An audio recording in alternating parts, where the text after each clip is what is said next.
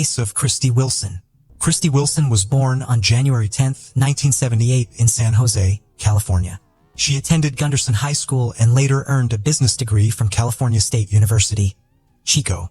Her parents, Debbie Boyd and Patrick Boyd, described her as an exceptional student and athlete. After college, Christy landed a job at a tech company near Sacramento, where she worked until the high-tech crisis led to her job loss. In her free time, she enjoyed playing blackjack at a local casino where she met her boyfriend, Danny Berlando. Initially, Christy's relationship with Danny was quite harmonious, and her family and friends thought they made a great couple. However, things took a turn for the worse after they moved to Sacramento together. Christy started showing up with bruises, but she wouldn't talk about how she got them. Following her job loss, Christy returned to her parents' home in San Jose. She eventually received a job offer in San Francisco and decided to start fresh. On October 4, 2005, Christy Wilson went to Sacramento to collect her remaining belongings. However, just 2 days later, her boyfriend Danny Berlando contacted her parents to report that she had vanished. He claimed to have searched for her by contacting local jails, hospitals, and friends before reaching out to them. The police were also informed about Christy's disappearance. According to Danny, Christy visited his apartment on October 4th. He then went to dinner with his family while Christy went to the Thunder Valley Casino. This was the last time he saw her. It's worth noting that Danny's family didn't get along with Christy, which is why he attended the family dinner without her. The tension between the families was due to concerns about Christy's safety. Christy's family had noticed bruises on her body, suggesting that Danny had been physically abusing her. Christy's stepfather, Patrick Boyd, was particularly upset when he found out about the abuse. He wanted to confront Danny, but Christy's mother, Debbie Boyd, intervened to prevent a confrontation. Danny Berlando was 31 years old when Christy disappeared. He had recently lost his job as a car salesman. About a month prior to Christy's disappearance, the police were called to their residence after neighbors reported hearing Christy screaming. Although the police found that they had been arguing, they made up quickly and no further action was taken. When Christy went missing, Danny was the primary suspect due to their previous altercation. His decision to wait nearly 48 hours before reporting her missing to the police raised suspicions that he might have used this time to destroy evidence. However, Danny cooperated fully with the investigation, allowing police to examine his phone records, credit card activity, computer, apartment, and car. Despite being a suspect, no evidence of foul play was found. Danny had an alibi for the time Christy went missing, having attended a family dinner. Before reporting her disappearance, he attempted to contact Christy 78 times, but she did not answer. The police interviewed Christy's friends and family and reviewed her phone and credit card activities, but found no activity on her bank account since October 4th. Christy's family and the police worked together to find her. They searched the area with dogs, volunteers, and a police helicopter. Her family asked people to share any information they had about Christy's whereabouts. Danny searched for Christy on his own and visited the Thunder Valley Casino. The casino staff couldn't give him any useful information. However, he found Christy's car in the parking lot. The investigators arrived at the casino and confirmed Christy's car was still in the parking lot. This finding caused confusion rather than answers. There were no signs of a fight or other suspicious activities around her car. The big questions were whether Christy left the casino on her own and why her car remained there. Detectives reviewed security footage inside and outside the casino, hoping to understand what had happened. At the same time, the police conducted another search of Christy and Danny's apartment, but it yielded no results. Meanwhile, Christy's stepfather, Patrick, a police officer, organized a search of a nearby river, but nothing was found.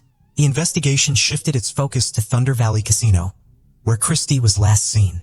Using her player's card, investigators tracked her movements and discovered that she played blackjack around 11 p.m. The casino's recordings showed Christy sitting at a table with a man, but Danny was nowhere to be seen. The man and Christy appeared to be communicating, congratulating each other on wins and offering comfort when they lost. They spent about 6 hours together at the casino, during which the man was seen putting his hand on Christy's shoulder. Christy had a night of mixed results. She began well, winning and keeping a good count of the cards. However, as the evening progressed, her luck turned and she started to lose. As she consumed more drinks, Christy became increasingly agitated and lost control. The casino staff eventually asked her to leave, but the man intervened, saying, "Don't worry, I'll take care of this beauty." Shortly after, The man and Christie left the casino together, as captured on camera. During a visit to Thunder Valley, detectives made a significant discovery when casino employees found a mobile phone under a blackjack table. The phone belonged to Christie, and it's possible she had unknowingly dropped it. This development hindered the police's plan to track Christie's location through her phone. Further investigation of the CCTV footage revealed that Christie and a man she had met at the casino left the blackjack table and went to the parking lot 4 minutes later. A white car, later identified as belonging to the man, left the parking lot while Christie's vehicle remained in place. The detectives suspected that Christie might have left with the man in his car. The police needed to determine whether Christie had willingly accompanied the man or if he had forced her into the car. After analyzing players' car data, detectives identified the man as Mario Flavio Garcia, a 53-year-old family man from Auburn with a successful IT career. As the investigation progressed, the detectives discovered that the white car seen in the CCTV footage belonged to Mario Garcia, making him the primary suspect in Christie's disappearance. However, the footage showed that Mario Garcia appeared to be alone in the car when he left the parking lot, and Christie never returned to her vehicle. Mario Garcia had stayed in the parking lot for 3 minutes and 41 seconds, raising questions about what might have occurred between him and Christie during that time. Detectives investigating Mario Garcia's life discovered a stark contrast between his public and private persona. While he was a respected community member and football coach, he also had a dark history. 25 years prior, Mario had been arrested for kidnapping his ex-girlfriend, taking her to a secluded location, and forcing her into a sexual act at gunpoint. Despite the severity of the crime, the case was plea bargained down to assault with a deadly weapon, resulting in a lenient sentence of 18 months probation. This was not the only instance where Mario's caught the attention of police. In another incident, Mario was involved in a tumultuous relationship with Lynette Smith. In 1979, Mario, Lynette, and her mother, Violet Davis, spent Christmas together. After dinner, the three of them got into Lynette's car, which subsequently crashed into a river near Oakland Airport. Mario, the sole survivor, claimed Lynette was driving, but investigators could not confirm this. Violet Davis's body was found in a car, while Lynette's body was not recovered until a week later. The incident was initially believed to be an accident, and no one was charged in connection with the deaths. After collecting the available information, investigators interviewed Mario about Christie Wilson. He maintained he was unaware of her disappearance and stated that they left the casino together, parted ways politely after exchanging goodbyes, and went in different directions. Although he claimed to have headed home immediately, his words couldn't be confirmed or disputed through the casino's CCTV footage. Nonetheless, by reviewing security recordings from surrounding locations, investigators ascertained Mario lied. CCTV evidence outside of the casino caught Mario heading the opposite way of his claimed direction after they were separated. Mario claimed to have gone straight home and fallen asleep at 8:30 a.m. after leaving the casino. However, his wife refused to cooperate with the police, leaving detectives unable to verify his alibi. A review of Mario's cell phone records revealed discrepancies in his story. A call to his wife at 7:51 a.m. was made from a cell tower located far from his house, indicating he did not go home immediately after the casino. Mario also stated that he arrived at work at 9 a.m., but a colleague reported that he was late, arriving around 10 a.m. Further investigation revealed that Mario had scratches on his arm and a bruise under one eye the day after Christie Wilson's disappearance. When questioned, Mario attributed the injuries to a fall from a tree while pruning. However, detectives were skeptical of this explanation, as it is unlikely that someone would prune trees at night. The police asked a forensic expert to examine Mario Garcia's injuries. The expert found that the scratches on Mario's face and body didn't match the kind of injuries you'd get from falling out of a tree. There were 4 parallel scratches on his face and 3 more on the left side of his chest. This was suspicious because Christie Wilson was right-handed. The police suspected Mario was involved in Christie's disappearance, so they got a search warrant for his car, home, and computer. Mario had claimed he went home after saying goodbye to Christie in the parking lot, but as investigators searched his car, they started to think Christie was probably dead. Mario had tried to clean up his car, washing both the inside and outside, and even throwing away the trunk mat. However, he hadn't been able to get rid of all the evidence. Initially, investigators found a small, unremarkable spot on the car seat that was later confirmed to be blood. However, the sample was not suitable for DNA analysis. Further examination of the vehicle revealed 2 long hairs and small blood splatters on the back door of the trunk. The hairs were matched to the missing person, Christy. Further examination of the bloodstains showed that they contained DNA from both Mario and Christy, which disagreed with Mario's statement that he and Christy had separated in the parking lot. This evidence suggested a physical altercation between Mario and Christy. A review of Mario's search history showed that he had been researching forensic toxicology and visiting websites that described how to secretly administer drugs to someone's drink on a date. This led investigators to suspect that Christy may have been a random victim who was targeted by Mario after they sat together at a table. It was possible that Mario had spiked her drink. To prove this, the police needed to find Christy's body. A thorough search of Garcia's 5-acre property was conducted, but unfortunately, no new leads were discovered. Mario Garcia was arrested and charged with kidnapping and murder, despite the absence of Christy Wilson's body. He maintained his innocence throughout the trial, which began on September 11, 2006. Prosecutors presented evidence suggesting that Mario had met Christy at a blackjack table, left the casino with her, attacked and killed her, and then hid her body. During the trial, Mario questioned the validity of the evidence, pointing out that only Christy's DNA was found on his car door, while the DNA of his family members and others who had been in the car was not detected.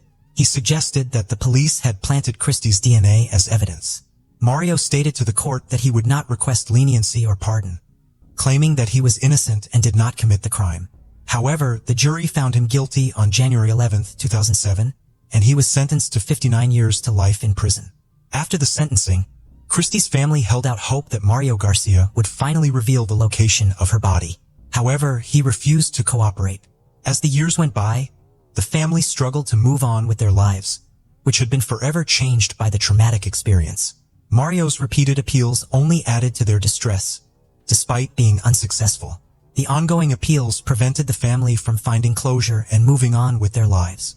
In 2018, Mario offered to provide information about Christy's body in exchange for an early release from prison. However, Christy's mother, Debbie Boyd, was unwilling to negotiate with him. She felt that using her daughter's body as a bargaining chip would be unacceptable. The police then turned to Mario's family for assistance, knowing that his ex-wife, Jean, had divorced him after his imprisonment. Jean eventually lost faith in her ex-husband and began to suspect that he was involved in Christy's disappearance and death. As part of their investigation, police spoke with Mario Garcia's sons, Chris and Andy, asking them to recall any details about the days surrounding Christy's disappearance and their father's subsequent arrest. The police were particularly interested in learning about any changes in Mario's behavior during that time. Chris remembered that he had a football game around that time and saw his father working frantically on a tractor on their plot. Mario's eyes had a wild, frantic look that caught Chris off guard. When Chris asked his father to attend his game, Mario firmly refused, saying he's not going. This response struck Chris as out of character for his father. At the request of investigators, Chris accompanied them to his childhood home. Chris showed them the exact location where he had seen his father working on the tractor, which was next to a detached garage near the road, approximately 100 yards from the Mario residence. It became clear that Mario had made a significant effort to conceal any evidence, taking advantage of the 4 or 5 days he had to cover his tracks. Notably, police had previously searched the Mario property with police dogs in 2005, but had found nothing at the time. In a new development, investigators took a different approach in August 2020. They hired a company that specializes in ground-penetrating radar technology to scan the 5-acre property owned by Mario Garcia. The technicians identified 8 potential locations with voids or pockets beneath the surface. After digging at the first 2 sites, they found nothing. However, at the 3rd location, which was the same spot where Mario Garcia had been digging with a tractor, the police discovered a skeleton. Further examination confirmed that the remains belonged to Christy Wilson 15 years after she went missing. Although the exact cause of Christy's death remains unknown, experts determined that she had suffered a broken arm and nose. The investigators, who had been working on the case for 15 years, traveled to Arizona to personally inform Christy's mother, Debbie Boyd, about the discovery. The news brought a mix of sadness and relief to Christy's family, who could finally find closure and say goodbye to their daughter. Placer County Sheriff Devin Bell announced that Christy Wilson's case has been solved thanks to efforts by his team. This was achieved without the cooperation of Mario Garcia, a convicted murderer who is currently in prison. Mario, 67, had refused to provide any information to help the family find closure. According to Christy's mother, Debbie Boyd, this news brings her family peace and marks the end of a painful chapter. She praised the perseverance of the police and thanked them for their tireless efforts. Notably, Mario had died of pneumonia in 2020, but even his death had brought some peace to the family. Mario had never pleaded guilty to any involvement in Christie's disappearance, despite her remains being found on Mario's plot in 2005.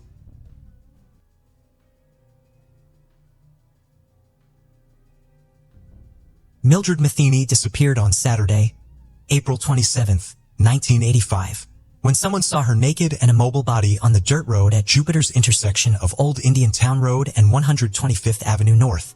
They immediately contacted the police. On April 7, 1985, Mildred Matheny, a 78-year-old Alzheimer's patient, went out of her Lake Worth Beach, Florida home and got into a stranger's car. Unfortunately, she died as a result of this innocuous outing. She was discovered later that day, 30 miles from her house, bruised and naked on an unpaved dirt road. 11 days after her injuries, she passed away. The killer and assailant of Mildred remained unidentified for almost 40 years until a breakthrough resulted in a conviction in 2023. Lake Worth Beach is a charming city in Florida's East Central Palm Beach County. The Lake Worth Lagoon is the source of its name. Situated just 64 miles north of Lively, the town has a population of about 42,000. This coastal haven is located east of Palm Springs, north of Lantana, southeast of Lake Clark Shores, and south of West Palm Beach. Lake Worth Beach is a unique hub of culture and creativity within the vast Miami metropolitan area. Vibrant visual arts, experimental music, dance, and theater flourish here. The familiarity of neighbors knowing one another by name is the foundation of the community. The streets are secure, much like a place where open doors indicate trust. But even in the midst of such a pleasant environment, a tragedy struck in 1985, leaving a scar in the otherwise tranquil neighborhood. On February 28, 1907, Mildred Matheny was born in Wilmar, Arkansas. Despite being the second of Jess and Margaret Warren's 6 cherished children, tragedy shaped her early years. At the age of 37, Mildred's father passed away from a heart attack when she was just 8 years old. This left widow Margaret, who was devastated, to raise their 6 tiny children by herself. As Mildred approached adulthood, she started a career that would shape much of her life. Her compassion and kindness affected countless lives during her more than 40 years of committed work in the field of psychiatric nursing. When she married Guy Harmon Matheny in her early years, the couple welcomed a precious son named Gary into their family. But life also brought its fair share of heartaches. Mildred's husband passed away in 1958, leaving her a 51-year-old widow.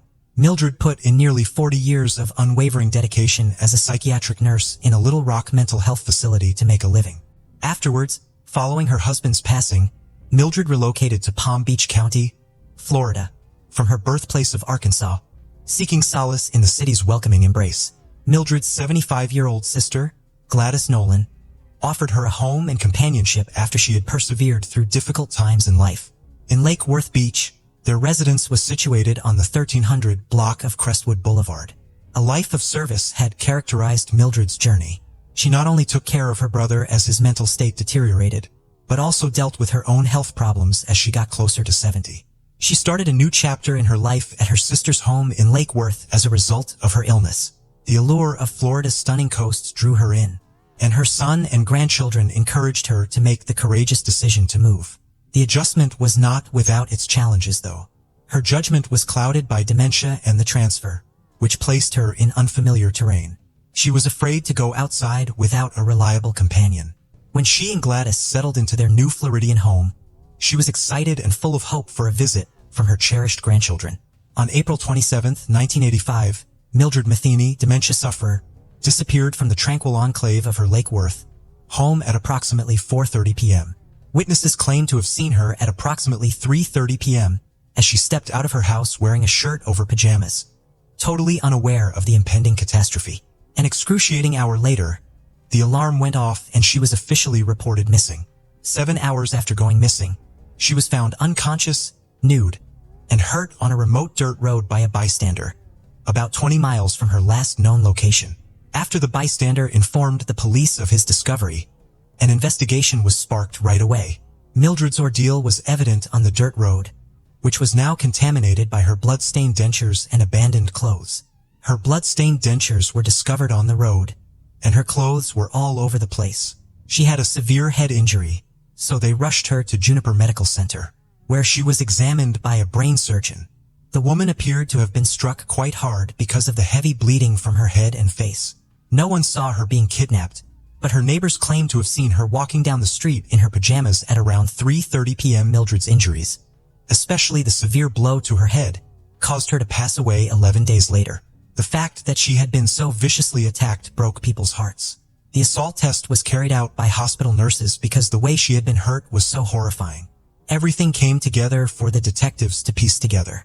They collected swabs from the crime scene that contained a combination of the attackers and Mildred Matheny's DNA. However, due to the outdated technology at the time, no hits were discovered and the case was abandoned. For almost 40 years, no one knew who had killed and injured Mildred. All the police had was some DNA that the assailant had left behind, but it was too old for scientists to determine its source. Authorities claimed that the Cold Case Homicide Unit had played a key role in this case's resolution for years. This detective squad focuses on cold case investigations. They used enhanced and novel DNA analysis methods to connect the assault evidence to the attacker. The foreign DNA was isolated from Mildred's by a scientist who examined evidence from the Palm Beach County Police Station where this incident took place. They used this DNA to build a profile, which they then submitted into the Florida State Combined DNA Index System. DNA from the assault kit was soon connected to a man named Richard Curtis Lang. According to records, when he had hurt Mildred, he had been 25 years old. However, detectives needed to get a direct sample of his DNA to be sure. This required obtaining a saliva sample from Richard Curtis Lang in order to confirm that it matched the foreign DNA found on the victim. They got a warrant or special permission to do this. Detectives went to Richard Lang's house in Boynton Beach on April 22, 2021, and took a sample of his DNA. According to records, Richard Lang, who is currently 62 years old, had been in serious trouble in 2006 and 2012, which made him provide his DNA. This was how his DNA entered the database, thanks to sophisticated detective work and advanced technology. The identity of Mildred Matheny's killer has finally been determined after all these years. Records kept by the state and county indicate that Richard Lang had a history of legal issues. He was found guilty of aggravated assault in both 1983 and 1993, but instead of serving time in prison, he received a probationary sentence. But he didn't stop there. He was discovered with weapons in 2006 and 2012. He did not spend much time in prison for these offenses, even though they were serious ones. Richard Curtis Lang was detained and accused of killing Mildred Matheny in April 2021. The trial got underway in early 2023 and Richard Lang was charged with Mildred Matheny's assault and murder. A significant trial in a West Palm Beach courtroom revolved around a tiny piece of genetic material. Sperm from Mildred's assault kit had a direct connection to Richard Lang.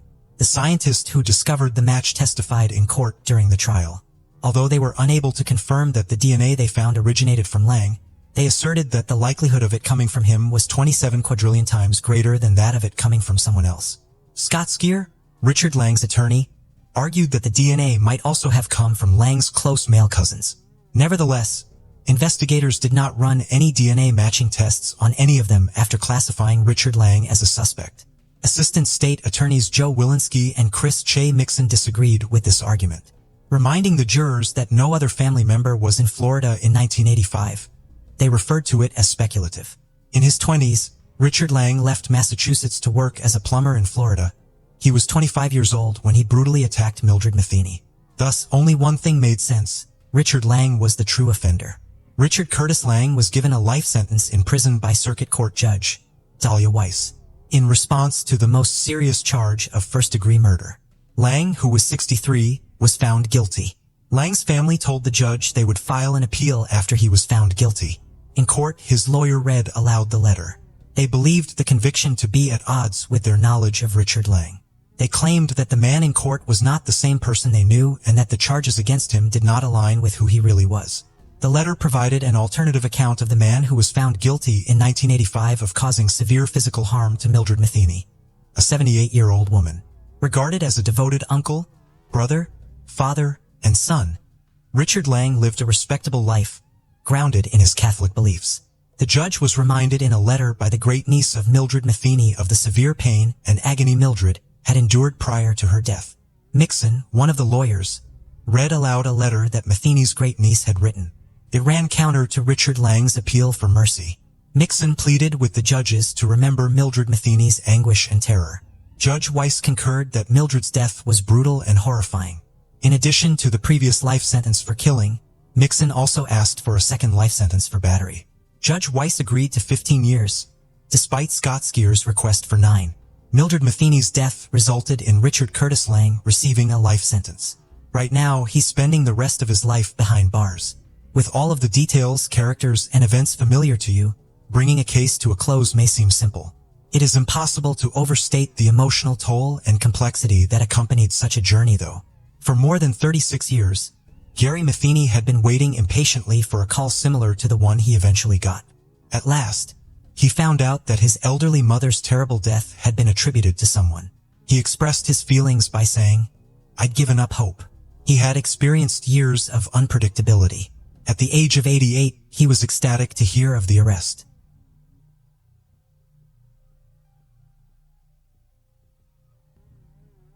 Kissara Stops Pretty Places, born on August 14, 2001, was a compassionate and vibrant young woman from Montana, with ties to the Crow and Northern Cheyenne nations.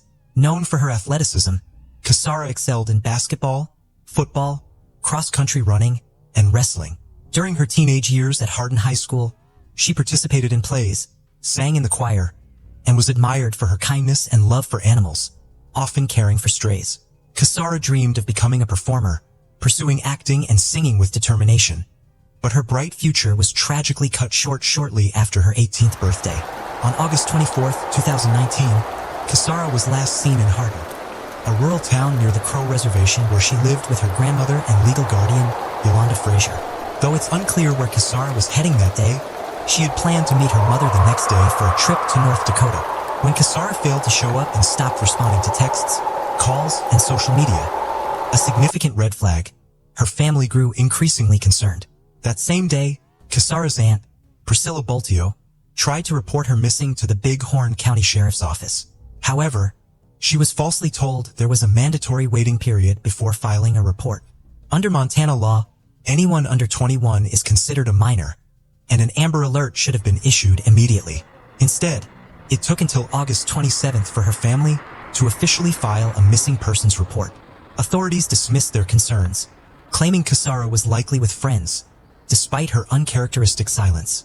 Following her disappearance, law enforcement's response was minimal.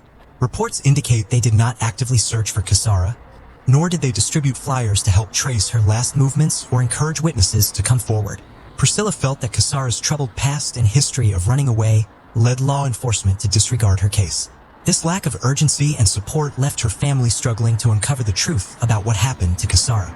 Although much of the 18-year-old's past remains a mystery to the public, it has been noted in recent articles that she had some issues with alcohol.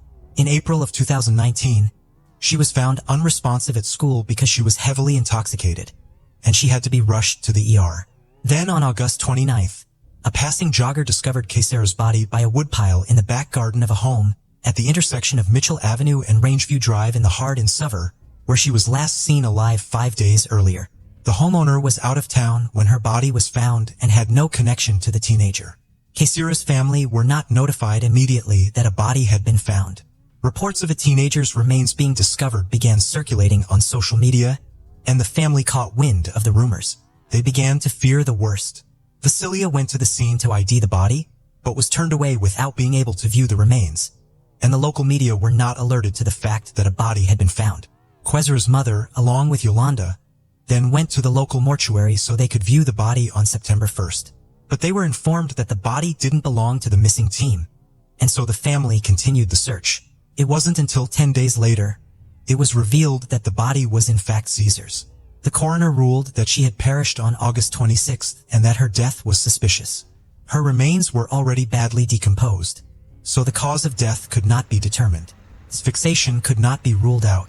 Following this discovery, the teenager's family kept the pressure on law enforcement to investigate the death. On September 12th, Kissara's mother, Geraldine, was told by Terry Bullis, the county coroner and the owner of Bullis Mortuary, that her daughter's remains had to be cremated in order to be returned to the family, despite the fact this was against the family's cultural beliefs and would remove the possibility of further examinations of the body. Furthermore, The family had wanted the Dahl Funeral Home in Billings, Montana to handle funeral arrangements, but Ballas made them use his business and ordered Quasar's cremation before other family members arrived in Hardin. On September 14th, the family located the sites where Kaysira's body was discovered with the help of relatives who lived nearby.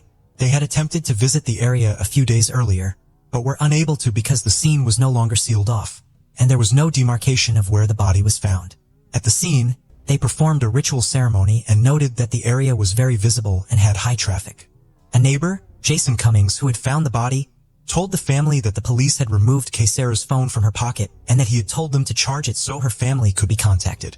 Although they appeared to ignore the suggestion, he too had questioned why the crime scene hadn't been sanctioned off to prevent contamination. 5 days later, on September 19th, a family alerted the media to the case. The Billings Gazette told them that they called the sheriff's office daily for any crime updates and hadn't been made aware of the case. That same day, Yolanda, along with Kaysira's father, Alan, went to meet up with Captain Mike Fuss of the Bighorn Sheriff County's office. When they asked why Fuss had not made contact with the family or returned their calls, he told them he had been preoccupied with other cases. When they asked why the crime scene had not been sealed off, he explained that if investigators arrived on the scene before uniformed officers, then they did not need to seal off the scene. According to Fuss, the scene was only sealed off if officers arrived first. Then Yolanda and Alan asked why law enforcement had not charged and turned on Quasar's phone. Fuss was reportedly surprised that the family knew about this, and he said that the battery was dead, and so they didn't attempt to use it. Kaysira's family countered this by noting that they could have charged the phone and looked at her recent communications. But Fuss said they couldn't get into that phone and that not even the FBI could. Furthermore, Fuss implied that Kaysira had died from alcohol poisoning where she was found and seemed angry when the family told him they were offering a $5,000 reward for any information.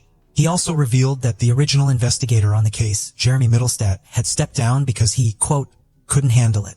Notably, Casella's family were not interviewed by law enforcement until this time.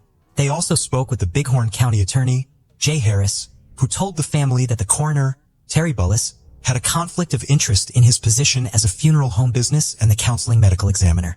Harris also noted that Bullis tended to quickly determine the cause of death as exposure to alcohol and natural causes under his charge as coroner. However, Harris was otherwise reportedly brusque and rude towards the family and failed to provide them with clear answers to any of their questions. At one point telling them, "How do you know that nothing is being done?" On 23rd, the family were notified that no missing persons report had been filed for Kaysira and that her name was not in the missing persons database. A week later, the FBI declined to take the case on, stating they needed more evidence that Kaysira was murdered on the reservation. Interestingly, just days before Kaysira Vashti, she had filmed a video of several police officers beating her 15-year-old wheelchair-bound brother and uploaded it to social media. The incident involved several deputies from the Bighorn County Sheriff's Office, leading to several officers being reprimanded. It is believed one of the officers who responded to the scene where Kaysira's body was found was one of those involved in the beating. This has sparked much speculation that the police were involved in her death or opted not to investigate in retaliation for Kaysira attempting to hold them responsible for their actions. In August of 2021, 2 years after the teenager's death, a fresh report revealed that 4 witnesses had been discovered. The statements of these individuals are not fully consistent, but generally describe a series of events which led to an argument outside of a home on Rangeview Drive at around 3 a.m. on August 26, 2019 involving Kaysira and 3 other unarmed individuals, including a 17-year-old girl, 19-year-old woman, and 23-year-old man. Some reports mentioned that Kaysira had been hanging out at the house and that an occupant had purchased alcohol for her. Reportedly, her blood alcohol level at the time of her demise was not 0.149. The argument that had occurred that night led to another nearby homeowner setting off his Carla, hoping it would cause the group to flee. They did, scattering in different directions. Kaysira was last seen heading towards the area where her body was later found. The new report also mentioned that no foreign DNA was discovered underneath her fingernails, and that she was diagnosed with asthma shortly before her disappearance. Kaysira's case is still unsolved. If you have any information about her disappearance and subsequent death, then you can contact the Bighorn County Sheriff's Office at 406-665-97. The teenage years are the most challenging of all the stages of growing up. Not a child anymore, but not yet an adult, this time can be characterized. The body undergoes a massive hormonal overhaul, further complicating this transitional period. Yesterday's obedient child becomes unstable and prone to rebellion. A teenager's worldview is a picture of contrasts consisting of black and white tones. The prevailing color in the teen's judgments and actions largely depends on their environment. The story we're about to discuss occurred in Medicine Hat in the southeast of Alberta, Canada. Incomprehensible cruelty and betrayal befell the Richardson family. Their tragedy gained national attention. And once again, the Gothic subculture came under fire. In town, the Richardson family was considered exemplary. Deborah and Mark, along with their children, 8-year-old Tyler and 12-year-old Jasmine, lived in a beautiful and cozy place. Like all Canadians, they were very hospitable and sociable. Their home was often filled with guests, and the atmosphere was built on principles of love and respect. Everything was going well until the eldest daughter entered puberty. The once calm girl changed beyond recognition. First and foremost, Jasmine's character changed. She became bold and frivolous. Conflicts between her and her parents began to occur, and her academic performance dropped. Secondly, her preferences in music and clothing transformed. Whereas she previously enjoyed modern pop, she now took an interest in heavy rock. Bright colors in clothing were replaced by shades of gray and black, and her dressing style became provocative. Jasmine wanted to appeal to boys, so she began to emphasize her rounded shapes. Her interaction with former friends noticeably decreased. She began to spend more time alone in front of her computer screen. The door to her room was often closed. With the introduction of the internet at home, she became interested in Gothic themes, dark poetry, criminal psychology, and human anatomy. Miss Richardson even identified herself as a witch preaching the Wiccan religion. For this purpose, she visited various websites of similar nature, where she found a circle of friends who shared her interests. "Welcome to my tragic world," was the greeting on her social media page. It seemed like a typical adolescence, spiced with excessive dramatism and mysticism. However, the girl became more and more detached from her family. In her profile, she listed a fictitious name and age of 15. She liked older interlocutors, wanting to match them. Her parents tried to support their daughter during this difficult period, suggesting spending time together. They looked for common ground activities. However, she found this uninteresting. Jasmine considered her younger brother to be an annoying nuisance. Thus, she spoke to him less and less. Yet, she could spend hours on end at the computer talking to strangers. Deborah and Mark understood that this state was temporary. She would grow up, become wiser. Therefore, they were quite tolerant of her new hobbies. One day, Jasmine told them she would like to go to a concert of a punk rock band. Her parents agreed. If only they knew what this outing would lead to.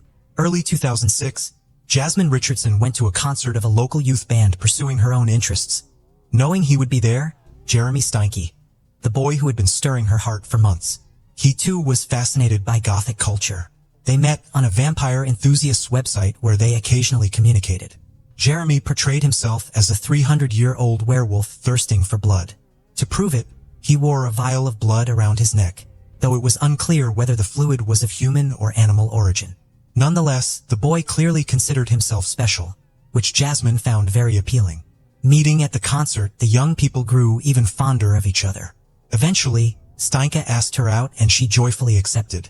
All would be fine, except Jeremy was 23 years old. The couple knew her parents would disapprove of their relationship, so they kept it a secret. Moreover, his troubled past would hardly endear him to them. The young man was poor and lived in a trailer with his mother and sister. His relationship with his mother was strained due to her excessive drinking. Jeremy had endured her constant stream of volatile partners who often beat him in their drunken rages. As a result, by the age of 13, he was struggling academically and had a fragile psyche. Once unable to bear such a life, Steinke attempted to hang himself but was fortunately stopped in time. Afterward, doctors diagnosed him with depression and hyperactivity. Bullied at school, he decided to stop attending. Over time, Jeremy fancied himself immortal and began frequenting websites of similar themes. His online profile was filled with topics like pain, self-harm, blood, and razor blades.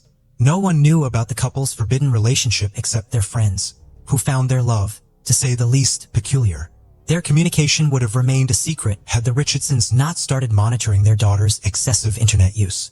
Deborah and Mark discovered Jasmine was corresponding with strangers, alarming them as any parent would. Therefore, they decided to remove the computer from the girl's reach. Moreover, they were shocked to learn she had fallen for an adult man with dubious interests. His very nickname, Soul Eater, spoke volumes. Thus, Jasmine and Jeremy's relationship became forbidden. To help their daughter break free from this destructive relationship, Deborah and Mark sought a psychologist's help. They sincerely believed that counseling would benefit their parent-child relationship. To their delight, it did. Jasmine showed compliance and seemed to be returning to a normal life. Promising that it was all in the past, she got her computer back. This became the Richardsons' last fateful decision leading to their demise. Saturday, April 22, 2006. Preparing for bed, Mrs. Richardson heard a noise in the basement. Rats again, she thought. Descending, she turned on the light and saw a person in a ski mask. He stood opposite her, looking at her. Startled, she screamed. The stranger rushed at her, covering her mouth. His efforts were in vain. Deborah struggled and screamed louder. He stepped back, drew a knife, and stabbed her in the chest. Then again and again. Hearing his wife's screams, Mark rushed down, grabbing the first thing he could find, a screwdriver. He had been fixing an outlet that day and by sheer chance left the tool out. Entering the basement, he was met with a horrific scene. His wife lying in a pool of blood and someone standing next to her.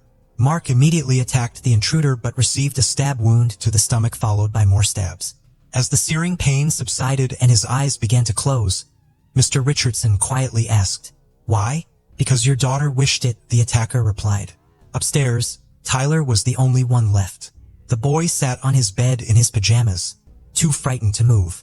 The approaching footsteps grew louder and the bedroom door opened. A few days before the murder, Jasmine was overjoyed. Her parents believed in her remorse, meaning they could now communicate again. Mobile phones were just becoming popular at that time, so the computer remained the only means of communication. As soon as Miss Richardson regained internet access, she immediately wrote to Jeremy. "It all starts with them disappearing and ends with us staying together," she told him. During the days when the young lady was visiting the psychologist, a terrible plan had formed in her head.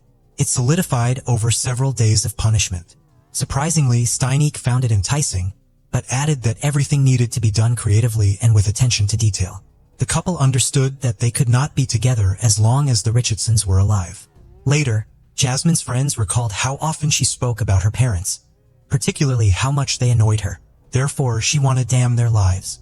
However, no one took Jasmine's words seriously. Saturday, April 22, 2006. Garrett headed across the street to his friend Tyler's house. The boy wanted to play. The weather was nice outside despite being chilly. Such was the spring that year. When Garrett approached the house, he noticed the blinds were still closed. No one answered his knock on the door. Strange, he thought. The Richardsons should be home. Their car is parked in the driveway. Hoping to see someone, the child curiously peeked into the living room window, but saw no one. Then, Garrett decided to walk around to the back of the basement, where he often played with Tyler. Peeking through the window, he saw something strange on the floor. It appeared to be two silhouettes in a pool of blood. The boy informed his mother. Skeptical, she decided to check on the family across the street. They approached the house together. Garrett pointed to the window he had looked through earlier. The woman looked in and recoiled in horror. She immediately called emergency services. Something happened at the Richardsons. They seemed to be lying in the basement floor, all in blood, the neighbor reported. The police arrived promptly. Breaking down the front door, they descended to where Garrett and his mother had seen something. Entering the dark basement, the officers had difficulty recognizing the people lying on the ground. Their bodies were mutilated and bloodied. But there was no doubt. It was Mark and Deborah Richardson, and they were deceased. Blood was everywhere, on the floor, walls, even the ceiling. A bloody mess. No other way to describe what was before them. Later, the police searched the house. In the upstairs children's room, they found a small child. The boy lay in bed among toys, splattered with blood with visible knife wounds. The child's throat had been deeply cut. Medicine Hat had never seen such horror. One officer said, "It will take me decades to forget what I saw today." After the house was searched, the police realized one family member was missing. The Richardsons' eldest daughter was gone. Officers worried she might be in danger. Everything indicated the attack occurred in the basement and the child's room. The rest of the house was undisturbed, and at first glance, nothing was missing. The state of the body suggested the crime occurred the previous night. Apparently, the perpetrator broke into the house and attacked the boy and his parents. Then what happened to Jasmine, and where was she? The police began to construct theories about what had happened. Perhaps by some stroke of luck, the girl was somewhere outside the home, safe, or the perpetrator had abducted her and was now harming her. Or maybe a ransom demand from relatives would come with time. However, as time passed, there were no clear answers. Soon, detectives turned to the media requesting help in the search for the missing girl. They hoped Jasmine would make contact or someone would provide valuable information. Meanwhile, the investigation into the crime continued. Investigators interviewed relatives, friends, and colleagues about all aspects of the slain family's life. Did they have any adversaries or enemies capable of such a heinous act? However, the more the investigation progressed, the clearer it became. There was no reason to wish death upon anyone in the Richardson family. They were truly wonderful people, faithful spouses, and loving parents, except for the eldest daughter. Officers learned that the girl had been causing quite a bit of trouble lately. Therefore, the tone of media announcements changed. This time, the investigation wanted to locate a person of interest. It was entirely possible that the girl knew details about the crime or she might have been involved in it. Considering the suspect's age, the media could no longer publish her real name as per Canadian law. Thus, news agencies began to refer to Jasmine Richardson as JR.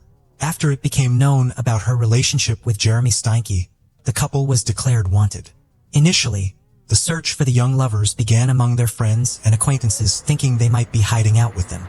However, this lead proved to be a dead end for the police, but they did uncover something intriguing. A few hours after the crime, the young couple was spotted at a restaurant and at a party hosted by an acquaintance. Someone from their circle of friends mentioned that Jasmine appeared unchanged. There was no indication she had been abducted or was in a state of shock. She was drinking and having fun. When friends asked how they managed to escape from her parents, Jasmine laughed. "Jeremy and I just took care of them." "Yes," the boy agreed. "I carved them up like fish." The party guests laughed, thinking it a grim joke, unaware that the statement was true.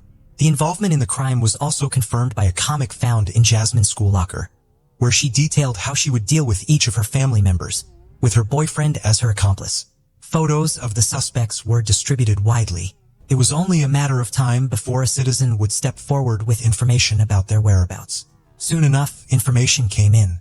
The couple was spotted in the community of Leader, Saskatchewan, approximately 130 kilometers from Medicine Hat. Caught off guard, Jasmine Richardson and Jeremy Steinke were found sleeping peacefully in a pickup truck. Without resistance, they were taken to the police station. Naturally, the couple was interrogated separately, starting with Jasmine. She shared that she was deeply in love with Steinke, and he reciprocated her feelings. However, the difference in age and social status was a barrier between them. According to Jasmine, the Richardsons would never have accepted their relationship. Therefore, Jeremy committed the ultimate act of love. He ended her parents' lives, providing them the chance to be together. When detectives asked if Jasmine was involved in the crime, she said, "I wasn't home when the crimes occurred. I didn't know about what had happened after I found out. I accepted it. I loved Jeremy very much, so I ran away with him." Detectives needed to determine who was the main instigator since breaking the suspects proved difficult. The investigation used a cunning strategy. They placed an informant in the cell with Jeremy, who skillfully extracted details that contradicted Jasmine's statements. Jeremy confessed to the informant that the plan to end her parents' lives was Jasmine's idea. Initially, he was not supportive, but agreed after they discovered the forbidden love and took away her computer. "I took care of Deborah and Mark Richardson, and Jasmine took care of her younger brother herself. She literally begged me to leave Tyler for her, though I was glad to settle scores with all of them," Jeremy cruelly revealed. After this confession, investigators confronted Miss Richardson with the recording. She had no choice but to confess to everything, admitting she stabbed her younger brother out of mercy, not wanting to leave him an orphan. Later, the couple shared their social media profiles and passwords with the investigation, which began to examine their correspondence. They had sent each other thousands of messages confirming Jeremy's statements. Jasmine indeed conceived the plan on her own. Steinke wrote that Jasmine was the only person who supported and approved of his tastes, replacing the society he felt alienated from. Fearing he would lose her, he helped realize the dreadful idea. "I want to slit their throats. They will regret what they've done, especially when I make sure they're gone. They'll pay for the insults. Finally, there will be silence. Their blood will be the payment." Jeremy supported his beloved. His friends also reported that just a few hours before the attack, they watched the 1994 film Natural Born Killers, which portrays a couple committing 9 heinous murders. This story inspired their friend, who said he wanted to enact a similar plan with his girlfriend. "I think it's the best love story of all time," Steinke said. With sufficient evidence at hand, the suspects were charged with 3 counts of homicide. The detectives pieced together the confessions of the accused, witness testimonies, and other case evidence to form a clear picture of the crime. Before the act, Jeremy was intoxicated. Jasmine let him into the house and guided him to the basement, where he attacked her mother. Deborah was the first to die, suffering 12 stab wounds across her body. The deepest wound pierced her chest, reaching 12 centimeters deep and striking her heart. In a rage, Jeremy mercilessly continued his assault on Mark, who sustained 24 wounds, 9 of which were in the back. Like his wife, the family patriarch bled out on the basement floor. Tyler Richardson was the last to die. While Stank was dealing with the parents downstairs, Jasmine inflicted 5 stab wounds on her younger brother upstairs. After Jeremy finished, he went upstairs to help his girlfriend with the child, coldly slashing the boy's throat as if carving a pumpkin. Afterward, Jeremy went home to wash off the blood, while Jasmine caught a taxi to a restaurant where the couple had agreed to meet. After discussing the night's events, they headed to a party.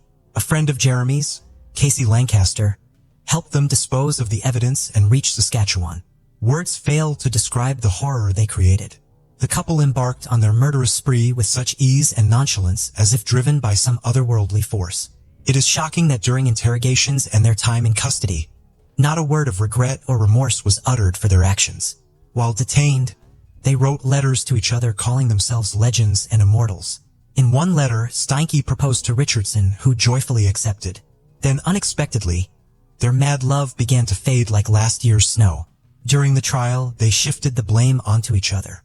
In June 2007, Jasmine Richardson was the first to stand trial. She pleaded not guilty, claiming to have been in a zombie-like state and unable to act while Jeremy was killing her family. She also claimed she only wounded her younger brother, and it was Steinke who delivered the fatal blow. Jasmine insisted that their discussions about ending her parents' lives were purely hypothetical, but they appealed to Jeremy so much that he compelled her to turn them into reality. Under 3 counts of homicide, Miss Richardson was sentenced to just 10 years in prison, thanks to the nuances of Canadian juvenile criminal justice law, which states that individuals under 14 cannot be sentenced to more than 10 years of imprisonment. The sentence was aimed more at rehabilitating and restoring the girl's psyche than punishing her. In 2008, Jeremy Steinke's trial commenced. He insisted he had no initial intention of ending the lives of his girlfriend's parents. However, once discovered in the basement, he felt compelled to attack. He claimed he did not harm Tyler, suggesting Jasmine was responsible while he merely watched from the doorway. The defense argued that Jasmine had intentionally seduced him, wishing for him to free her from her parents' strict control.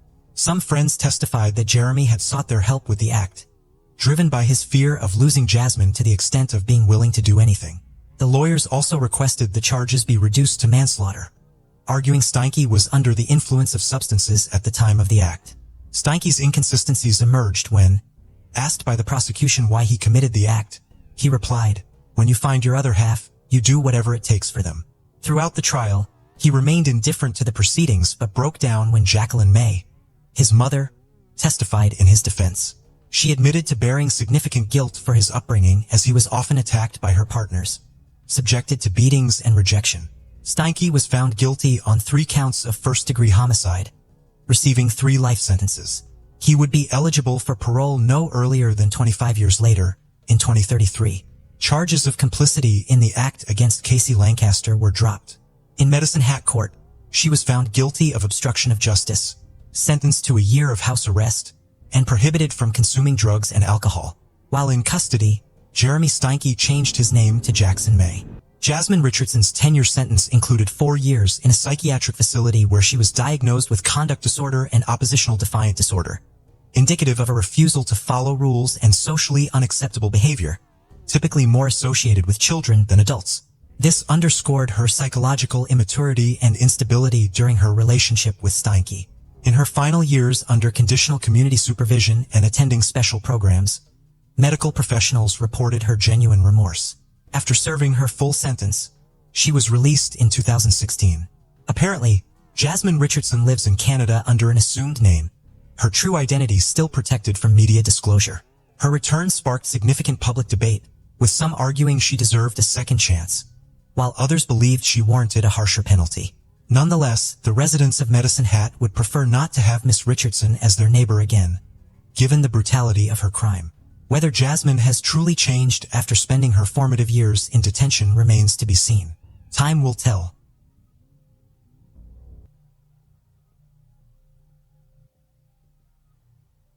On December 20th, 2017, a press conference was held during which Mark Perez, special agent in charge of the Florida Department of Law Enforcement, announced a breakthrough in the disappearance of Mike Williams, a Tallahassee real estate appraiser who was originally presumed to have drowned while duck hunting on Lake Seminole on December 16, 2000, and was eaten by alligators. Being here now, I can tell you what happened to Mike Williams, Perez said. Mike Williams did not drown in the lake. He wasn't eaten by alligators. He didn't leave town and leave his wife and 18-month-old daughter behind. He was murdered. In the interest of the investigation, we cannot yet release details, but I am happy to report that this morning investigators notified the Williams family of recent discoveries in the case. Today's story is not only about love, betrayal, infidelity, and greed, but also about a mother's resilience. For 17 years and 4 days, Cheryl Williams, Mike's mom, disagreed that her son had drowned in Lake Seminole and pushed with tenacity for law enforcement to investigate her son's disappearance. She believed with all her heart that those responsible would be punished. Believed even when no one else did. I had two choices. He was alive or dead. I chose to believe he was alive. And I really think that's what helped me, Cheryl said on December 20th, 2017. A lot of people called me crazy, but if I had given up, we never would have found him.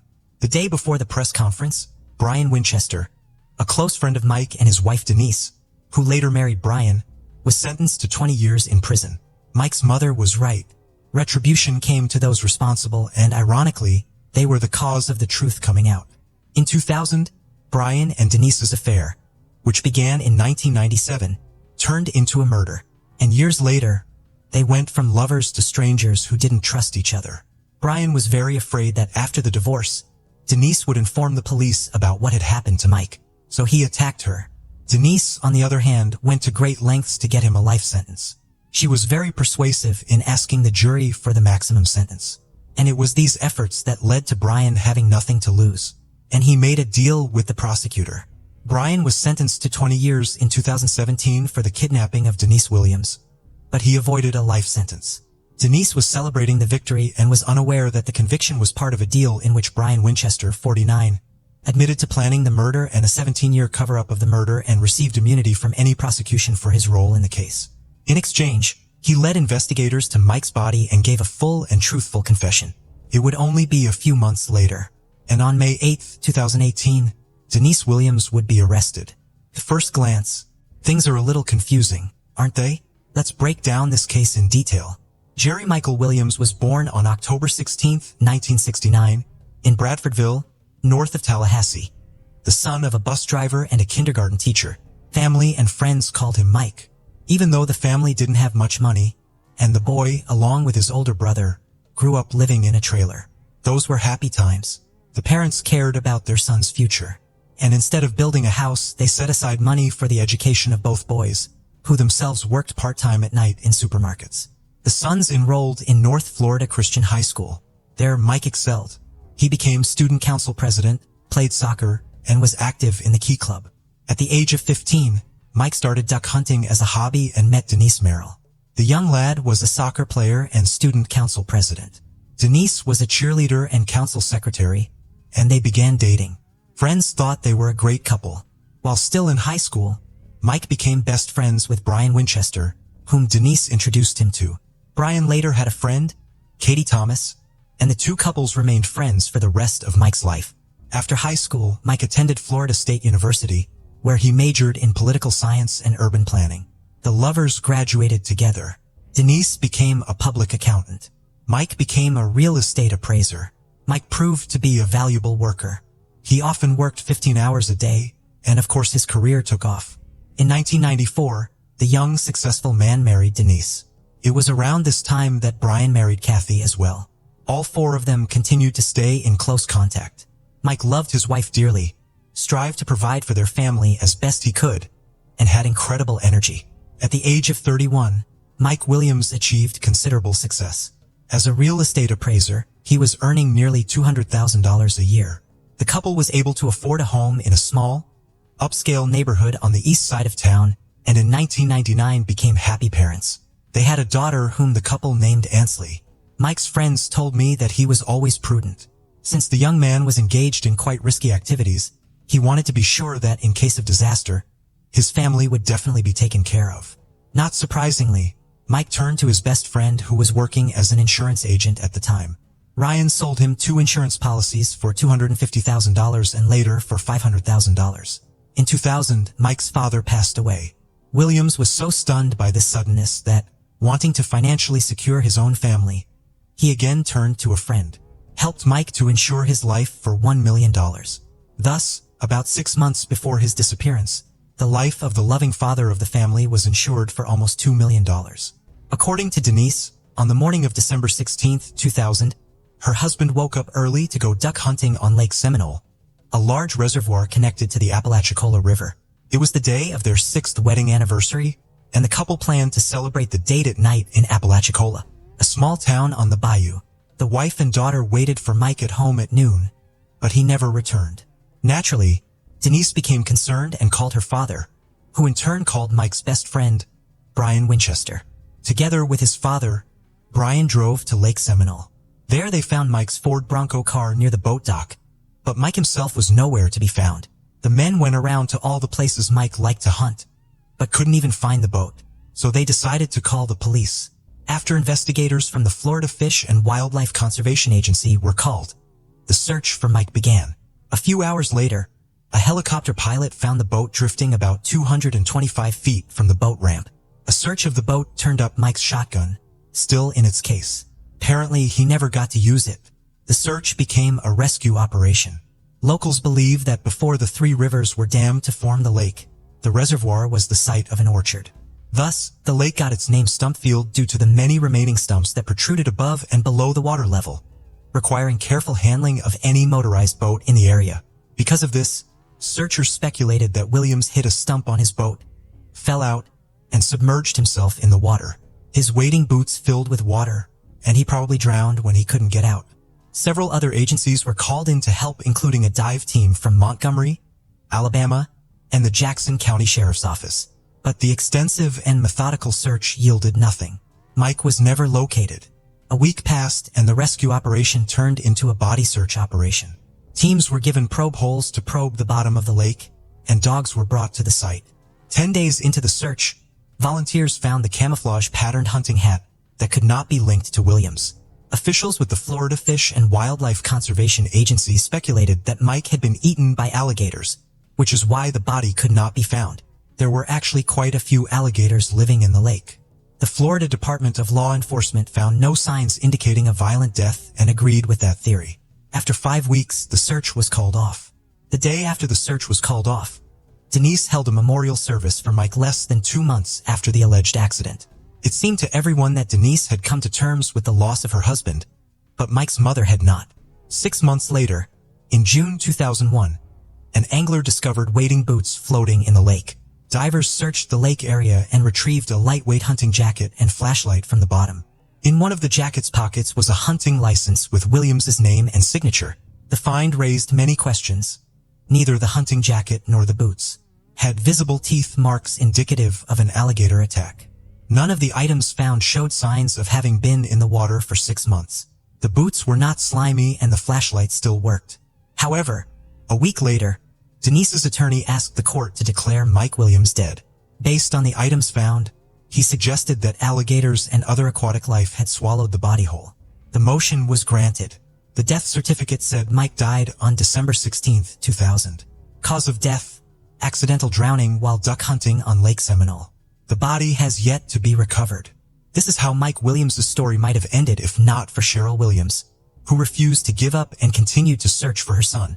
"All I know is that I can't stop looking for him until I find him," she said. Cheryl's efforts seriously strained her relationship with her former sister-in-law.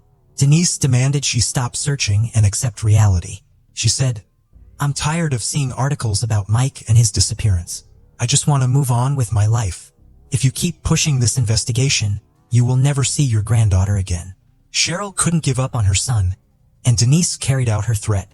If not for the mother's persistence, her son's story might have remained submerged at the bottom of a dark, algae-covered lake. It took Cheryl Williams 3 years to convince law enforcement officials to open an investigation into her young son's disappearance. I made phone calls, put up signs about my missing son, wrote to the governor of Florida every day, compiled my notes into an evidence book, asked people to post on social media, and contacted reporters. Cheryl will tell you years later, the persistent mother contacted Matthew Oresco, an alligator expert. In his response, he explained that alligators do not feed during the cold winter months. Cold weather causes water temperatures to drop, so alligators don't feed in the winter. All they do is maintain their body temperature. 14 degrees is too cold for an alligator to be interested in food at all.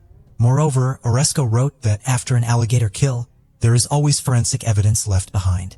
Eventually, after 3 years, Cheryl Williams convinced law enforcement to drop the ridiculous alligator theory and launch an official investigation into her son's disappearance. The case was reopened because of little-known facts regarding alligators' eating habits, evidence gathered from interviews, and a little official data convinced investigators that Williams' death was no accident. My gut feeling is that Mike did not die in Lake Seminole. And that's the general consensus of all the law enforcement agencies working on this case, said Rami Austin, a former investigator with the 2nd District State's Attorney's Office who prosecuted Mike's case. The Florida Fish and Wildlife Conservation Agency initially took over the case because Williams was considered a missing hunter. Officers spent 735 hours searching a 10-acre section of the lake for the body, but didn't spend a minute looking for signs of wrongdoing.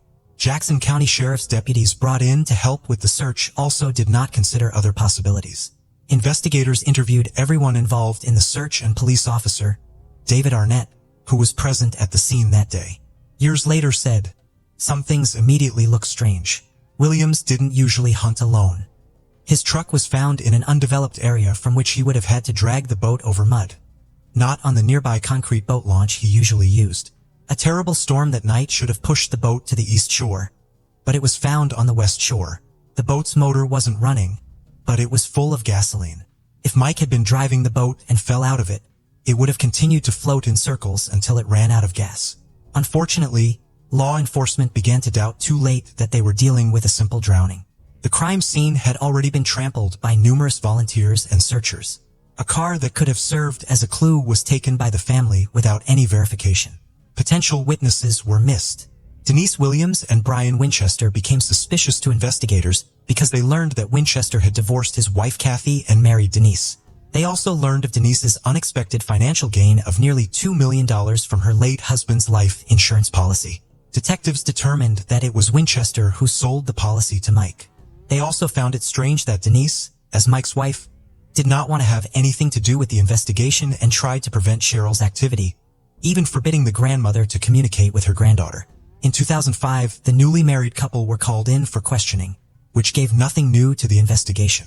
Brian provided an alibi for the morning of the disappearance of Mike Williams. He said he was 60 miles from the lake, at home in bed, as his ex-wife Kathy could attest. He said he had intended to go hunting with his father-in-law in the morning, but overslept. Denise's interrogation also yielded no new leads. In 2008, the Florida Department of Law Enforcement announced that Mike's disappearance was not an accident, and they believe he was the victim of a crime. However, without sufficient evidence, they, alas, cannot prosecute. We have suspicions, but we need proof. Another investigation failed to find out her son's fate, but Cheryl Williams did not give up again. Her efforts led to the Discovery Cable Channel doing a story on Mike's disappearance and subsequent investigations in late 2011. By then, Cheryl had become disillusioned with the Florida Department of Law Enforcement, believing it was either incompetent or uninterested in solving the case. Beginning in 2012, Mike's mother wrote about 1 letter a day to the governor, Rick Scott, asking him to either assign the investigation to another agency or appoint a special prosecutor to do so.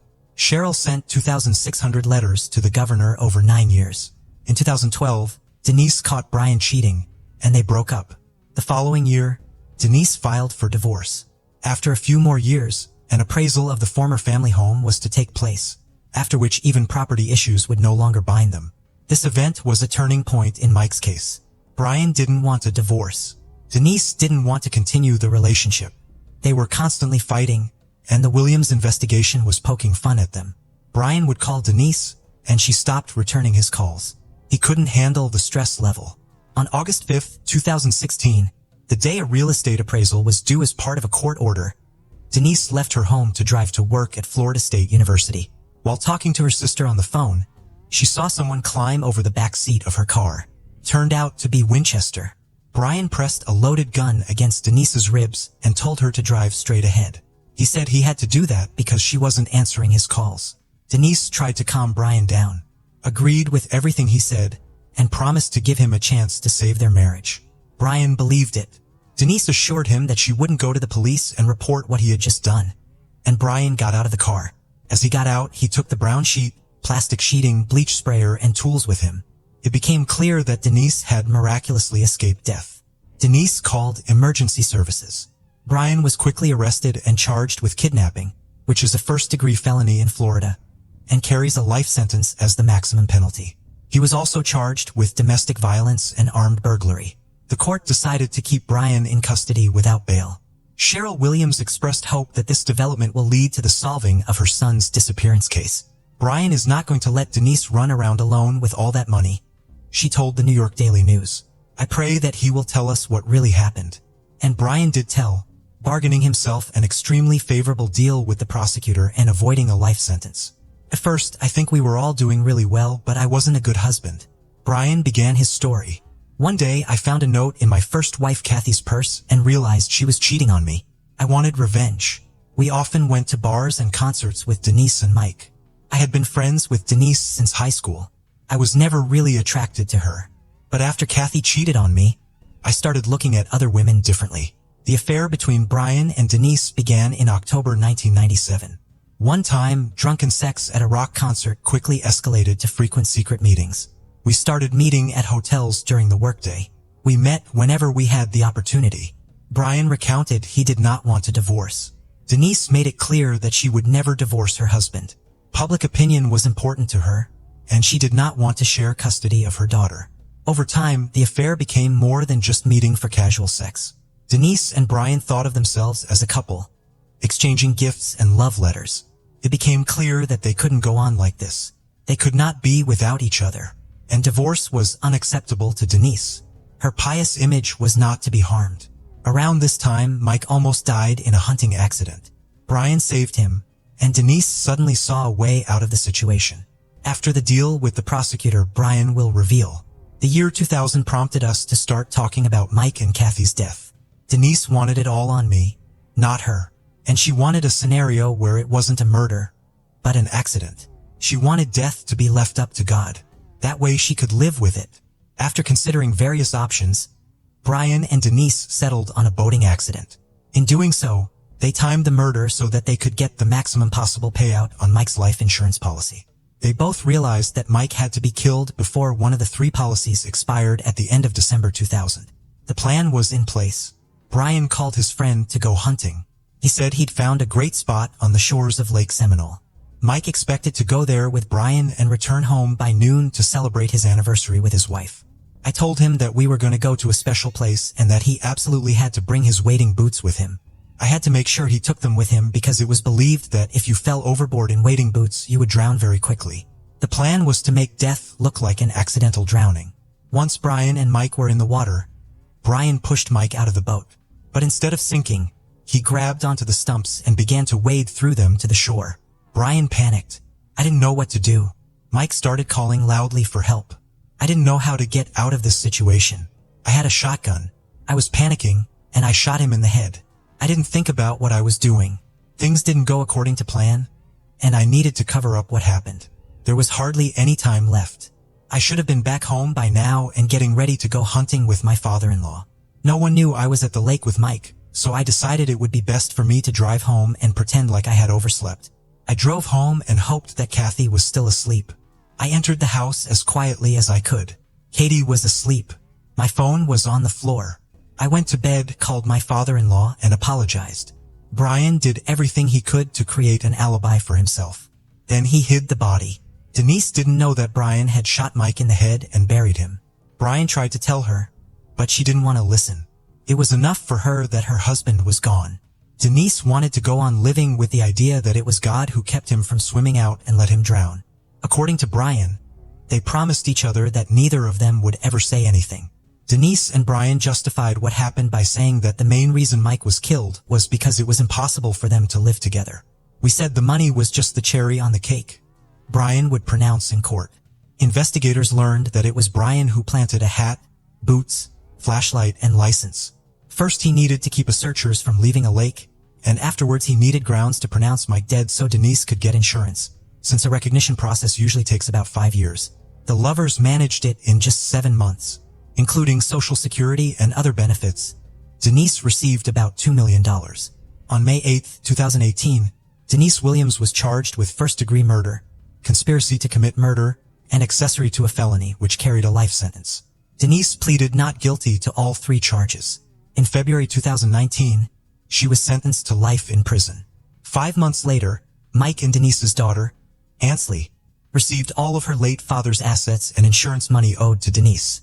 In January 2020, Denise Williams appealed the conviction and life sentence. Her attorney argued before Florida's First District Court of Appeal that there was no evidence that she was involved in committing the murder. In November 2020, the murder conviction was overturned, but the 30-year sentence for conspiracy to commit murder was upheld. Denise is now in custody at the Florida Women's Reception Center. She will be 78 years old when she is released. Brian Winchester was transferred to Madison Correctional Institute in Florida to serve the remainder of his sentence. His current release date is set for July 30th, 2036. He will be 67 years old. Ansley, daughter of Mike and Denise, insists her mother is innocent and places the blame on Brian Winchester. She refused to speak to any media regarding the outcome of the case and her personal life. According to Cheryl and Nick, Ansley's uncle, they have not been able to connect with Ansley. Cheryl is very sorry that she has lost not only her son, but also her granddaughter.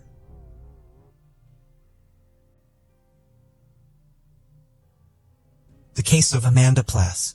Amanda Plass was born on December 11, 1990. She grew up in Chopee, Massachusetts, with her sister Emily and brother Nicholas. Amanda's mother, Michelle Myers, described her daughter as a hippie and often joked that she was born in the wrong era. In 2011, Amanda worked as a waitress at a Friendly's in Chopee and was dating a 27-year-old carpenter named Seth Green.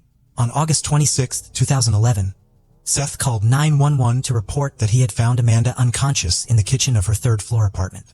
During the call, Seth tearfully told the operator that when he arrived, Amanda was lying on the floor, unresponsive, with multiple stab wounds to her body. He did not know how to help and requested the police and an ambulance. When paramedics arrived, they confirmed that Amanda had died from multiple stab wounds, including to her chest, throat, and abdomen. Police cordoned off the home where the crime took place. When they arrived, they found Seth on the porch, crying and unable to calm down. Detectives carefully searched Amanda's apartment.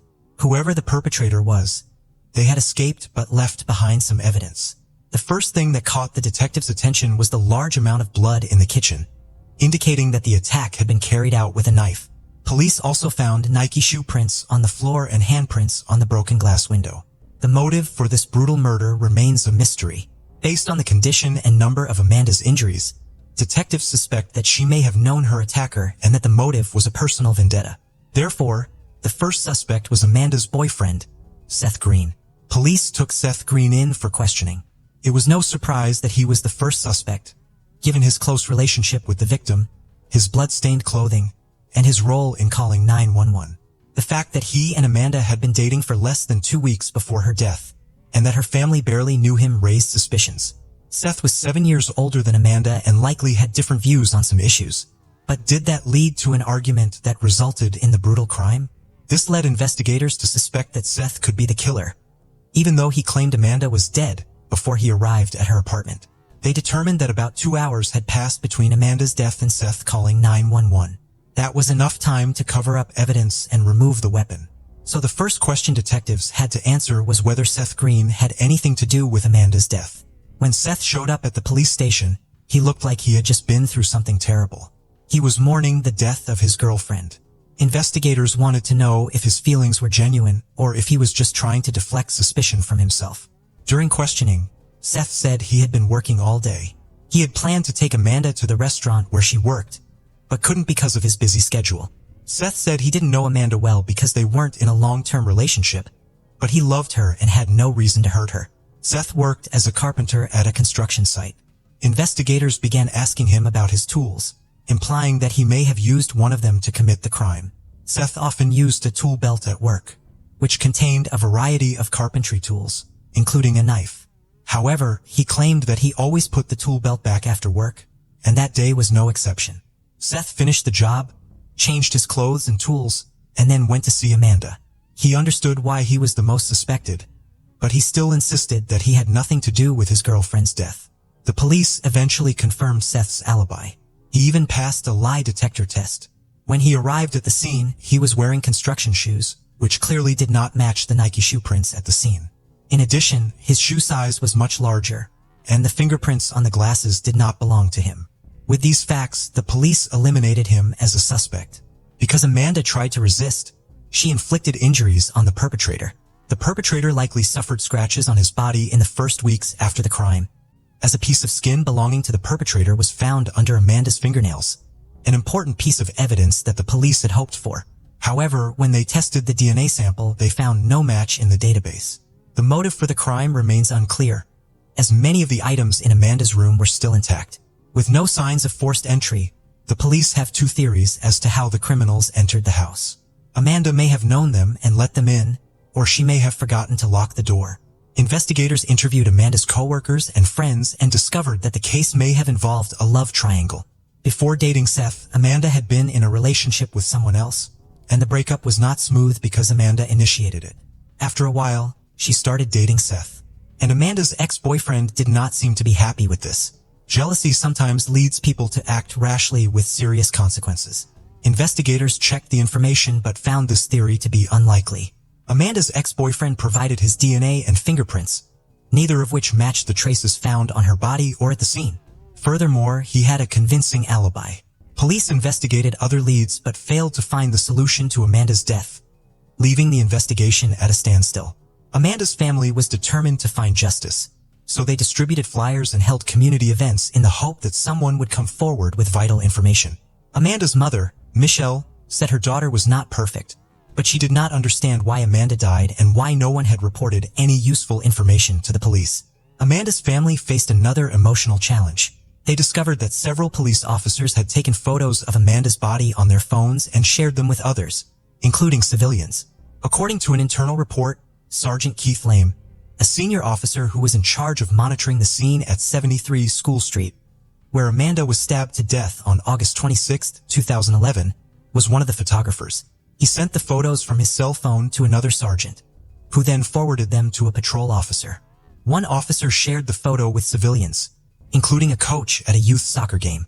Records show that Keith used his cell phone to take the photo. Keith then forwarded the photo to Sergeant Jeffrey Godair. Sergeant Jeffrey emailed the photo to Patrolman Chad Levesque. Patrolman Chad shared the photo of Amanda lying on the kitchen floor with other soccer coaches. As he did so, Chad said, "This is something I have to deal with at work." The photo was shown to at least 3 coaches at a youth soccer game in Agawam the day after the murder, according to Captain William Jebb, the internal affairs officer who wrote the report.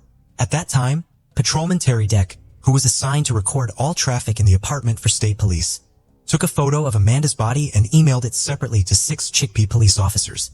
The investigation found that all 6 officers deleted the emails. None of them were punished for wrongdoing and their names were not listed on criminal records.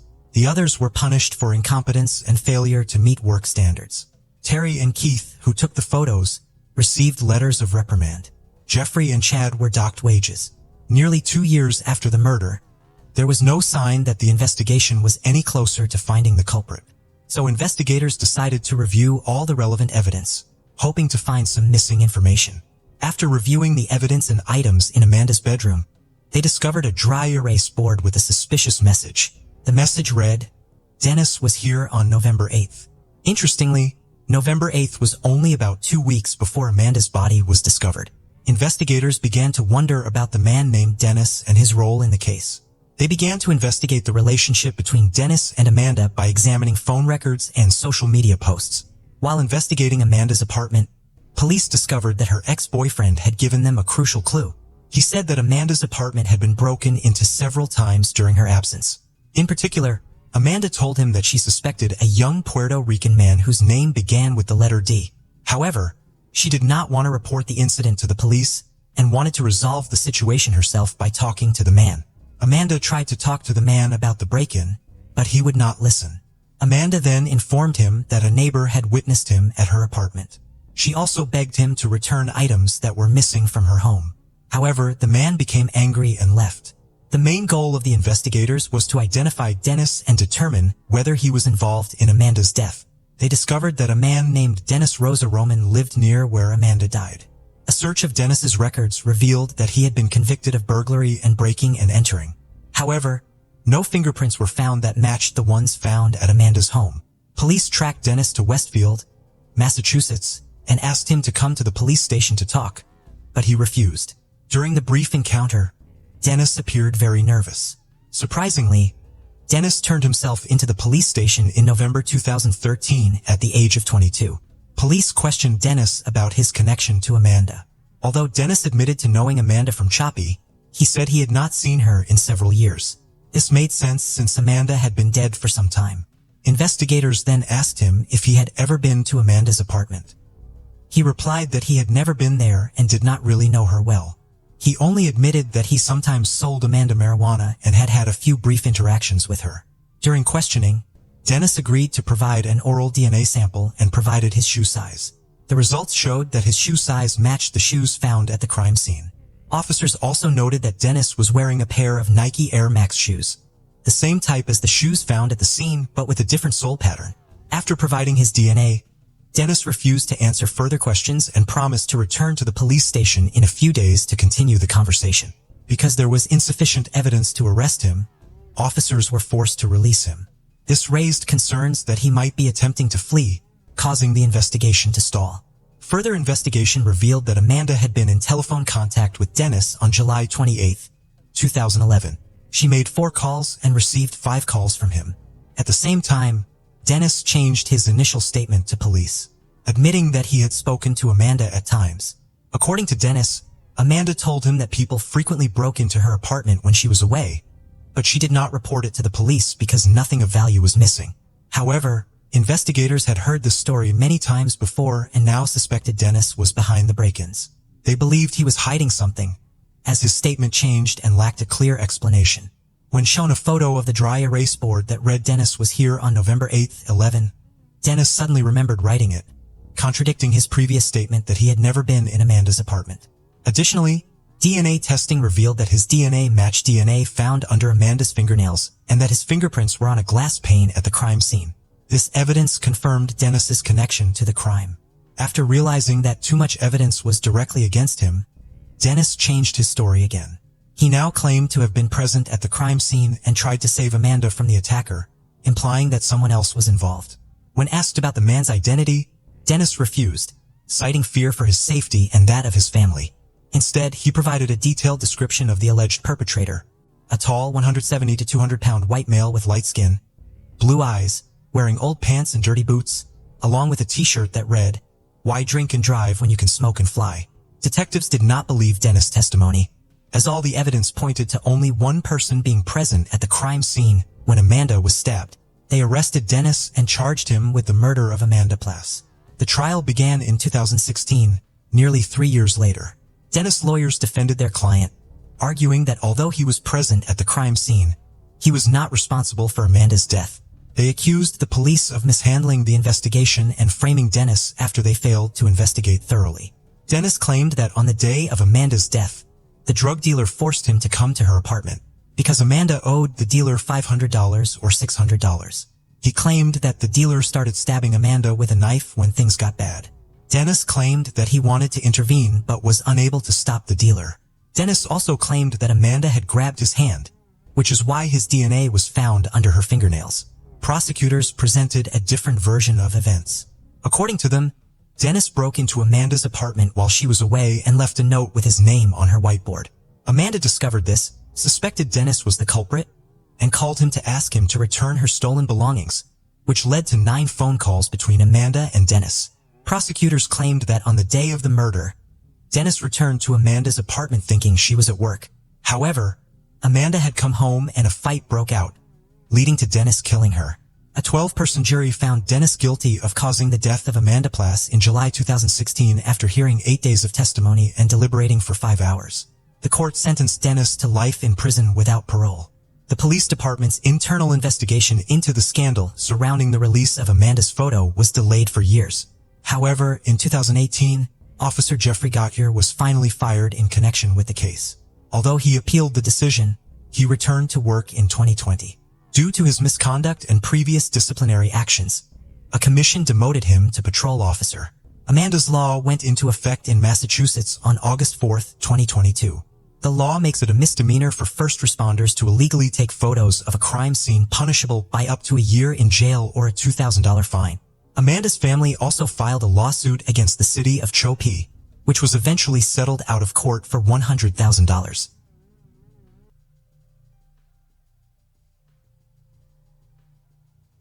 Ashley Renee Lyons was born on July 21, 1985.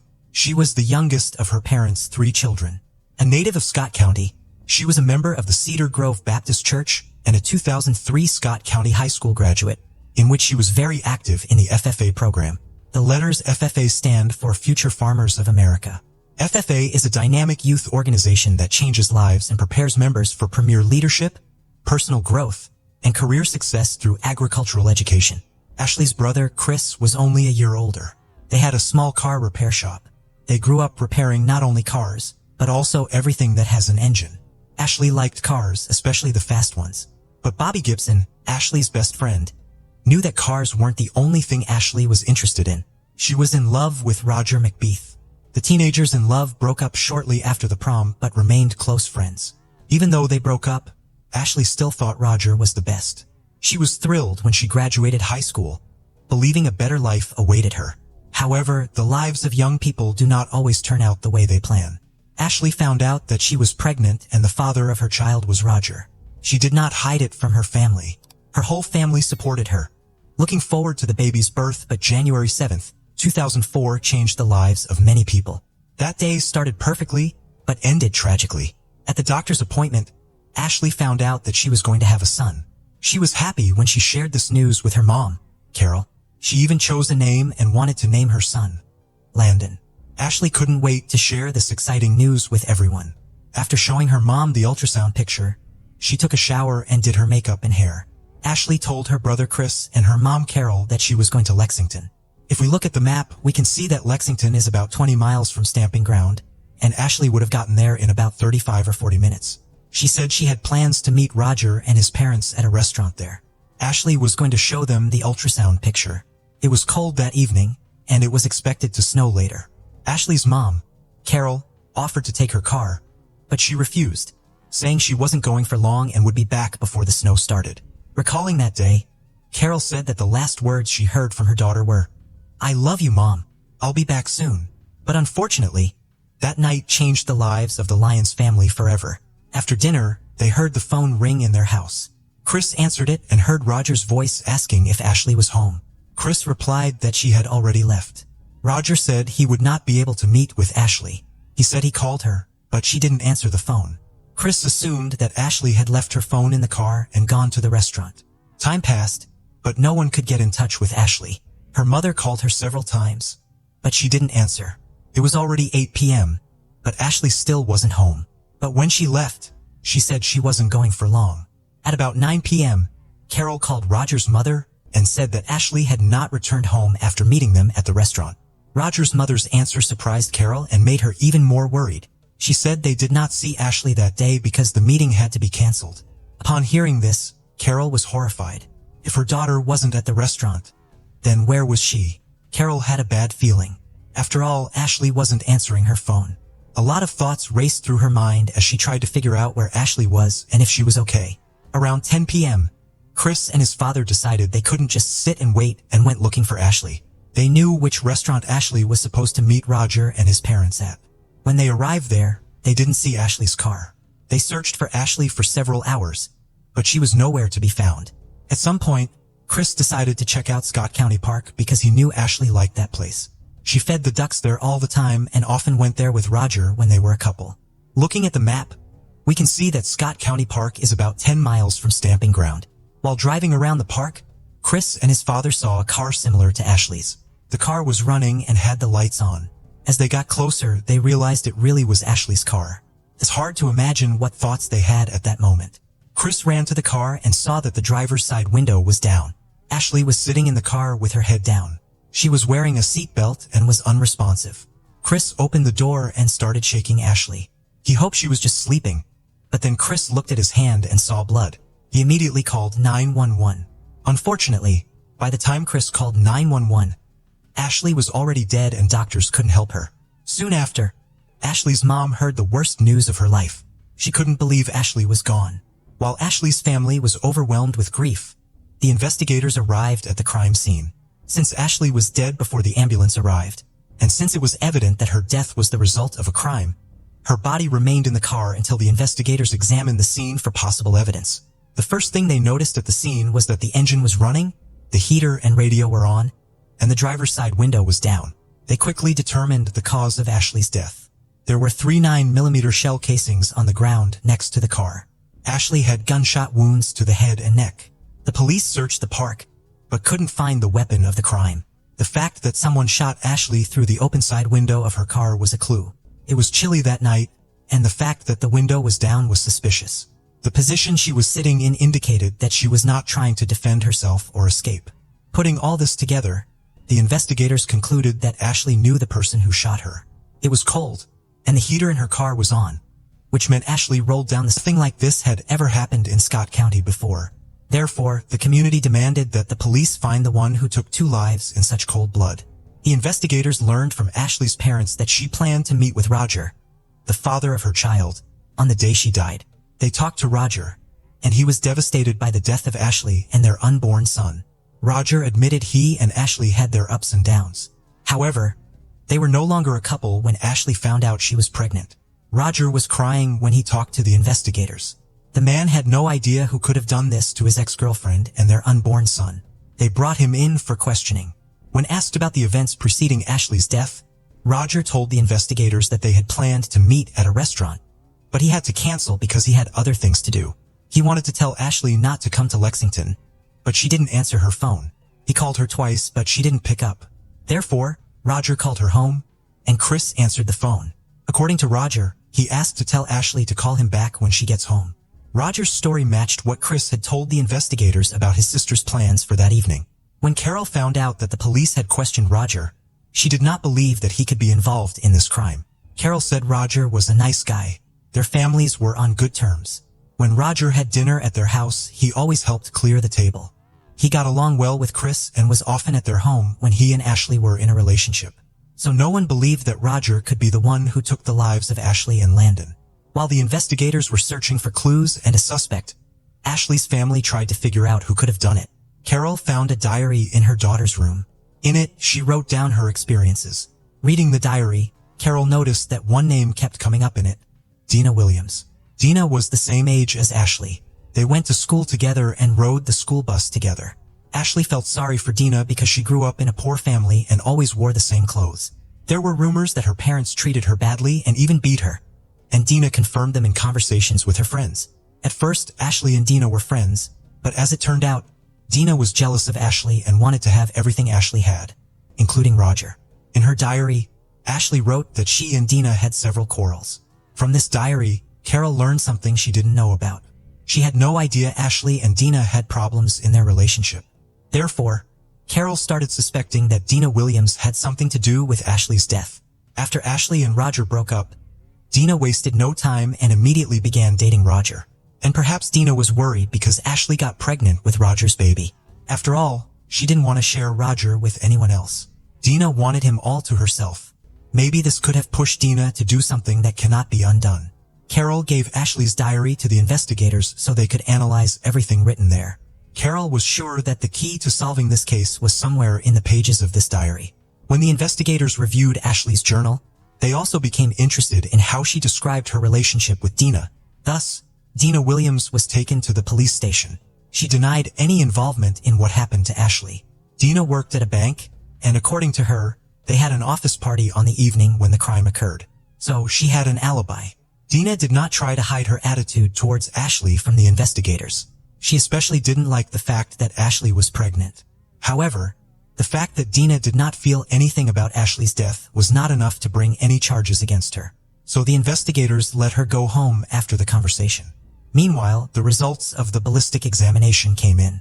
The experts analyzed the location of Ashley's wounds, the position she was found in, and where the casings lay. The angle at which the bullets entered Ashley's body allowed them to determine the approximate height of the shooter. They believed that the perpetrator was about 5 feet and 10 inches tall. Dina Williams' height was around 5 feet and 5 inches, which meant it was unlikely that she was the one who shot Ashley. However, Dina had a twin brother, Thomas Williams, who matched the alleged height of the perpetrator. According to rumors, a few months before Ashley's death, Thomas had asked several people about how to cause a miscarriage. People also said that Thomas did everything his sister asked him to do. The investigators became interested in this and questioned Thomas Williams, but he denied everything and there was no evidence indicating his involvement in the crime, so he was released. While the police were putting all the evidence they had together to find the culprit, residents wanted to do something to show their support to Ashley's family. They created an improvised memorial with flowers, stuffed toys, and candles. Someone brought 2 crosses, one with Ashley's name and the other with Landon's. While the investigators were looking for new evidence, Ashley's family was preparing for the funeral. It is impossible to imagine what they had to go through because they lost 2 people at once. During the autopsy, the medical examiner removed the fetus from Ashley's body. Ashley and Landon were buried in the same coffin. The fact that the one who committed this crime was still at large made the Lyons family even more devastated.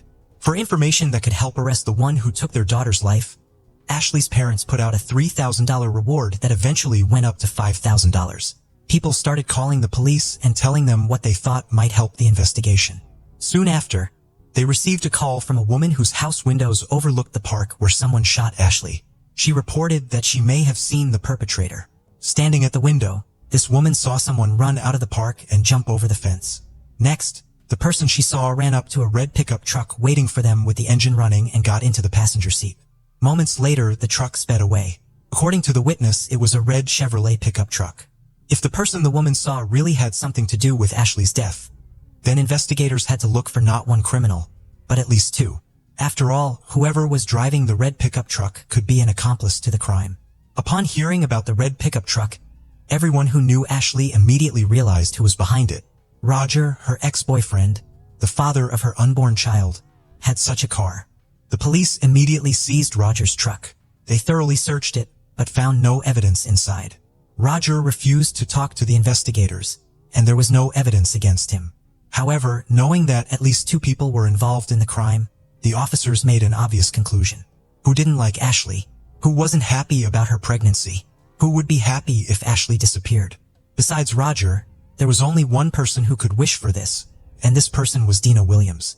That's why the investigators decided to have another conversation with Dina and her brother Thomas. They questioned Thomas first.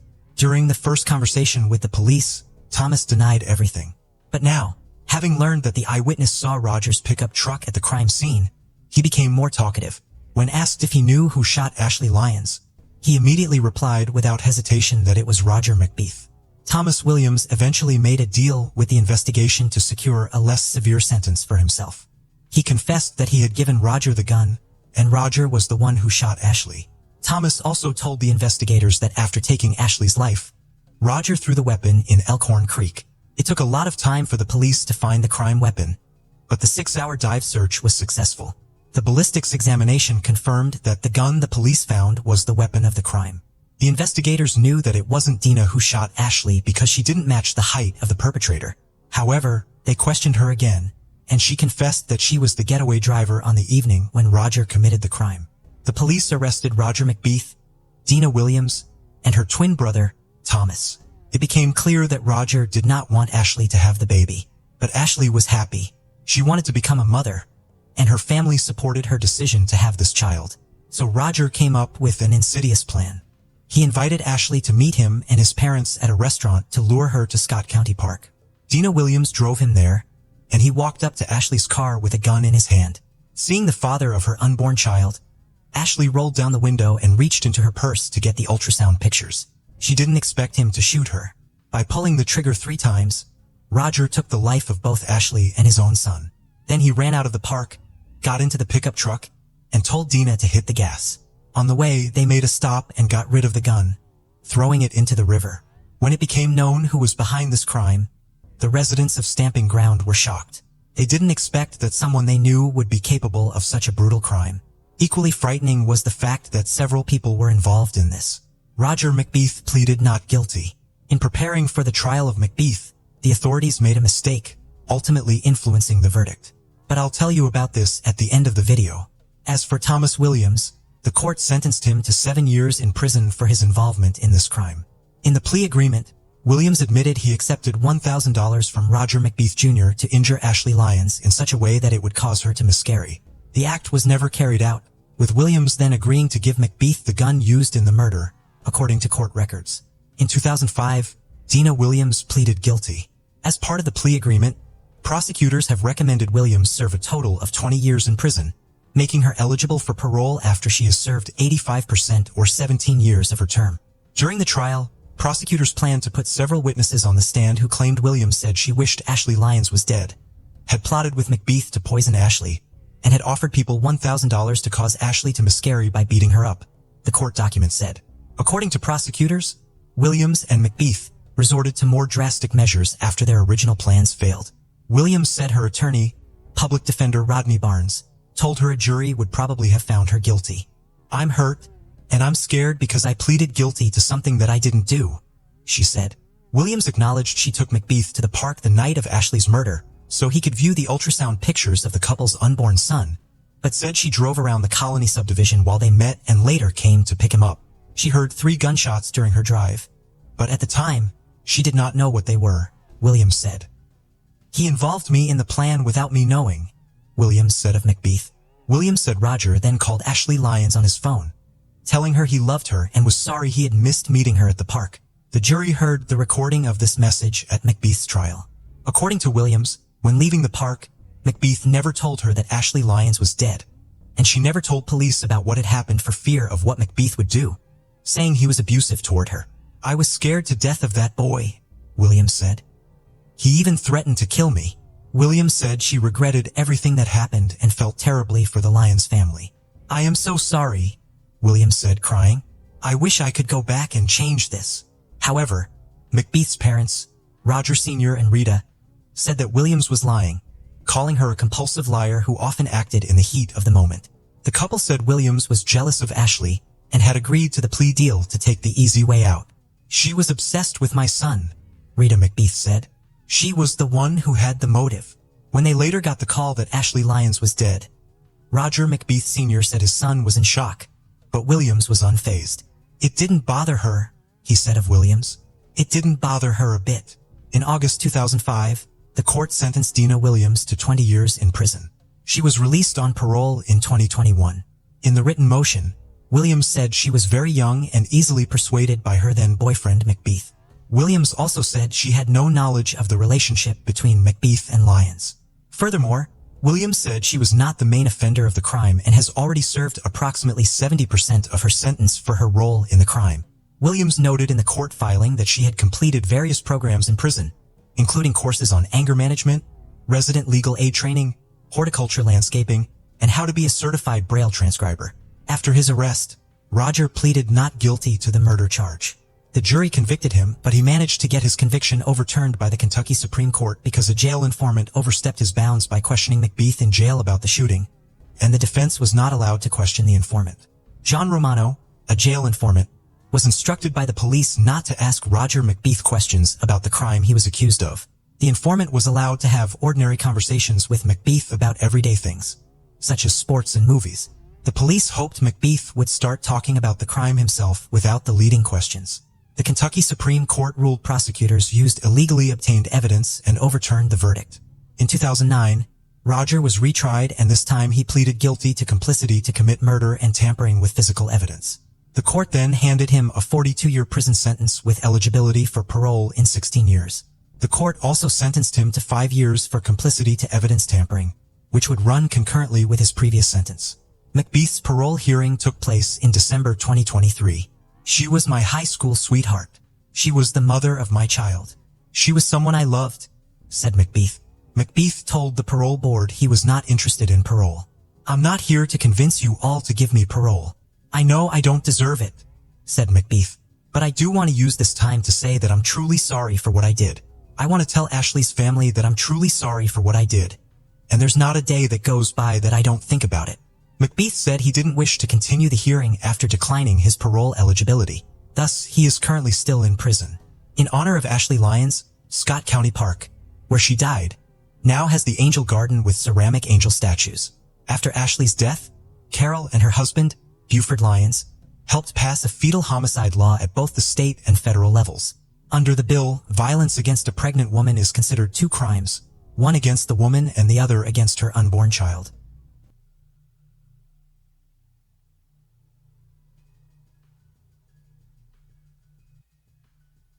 Christine Ann Nelson was born December 14, 1949 to Floyd and Eleanor Horn. At the age of 36, she lived in Eugene, Oregon and worked as a secretary for the University of Oregon. She was described as an extremely outgoing and athletic person that enjoyed swimming, windsurfing, baseball, and horseback riding. She and her husband, Philip Nelson, were having marital problems and the couple separated, but he begged her to come back. Soon after, on August 22, 1986, the two would leave Oregon and head to Carson City, Nevada to pick up two Studebakers her husband bought for his car collection. She is known to have arrived safely in Nevada, but no one else besides Philip reported seeing her back home in Oregon.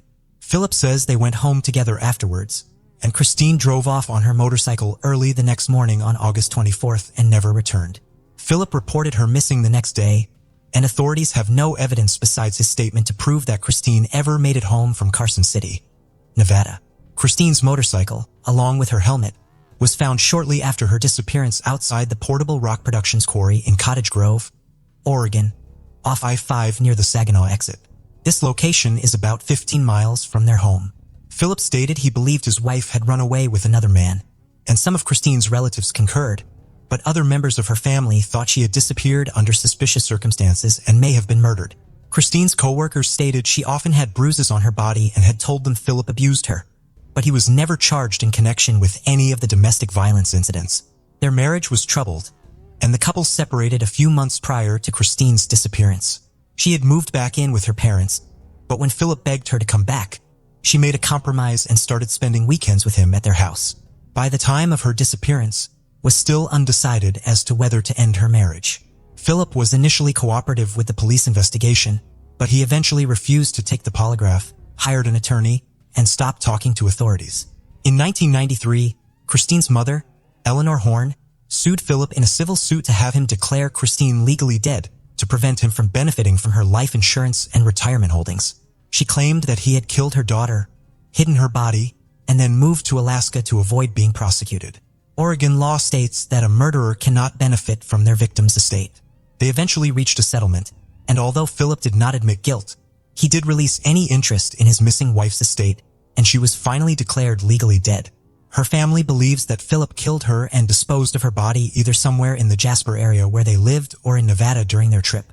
Pam Wallace, Christine's younger sister and only remaining relative, has believed for 35 years that her brother-in-law killed her sister in a fit of rage over their deteriorating marriage. As of today, no one has been arrested for her disappearance and possible murder, and this case remains unsolved.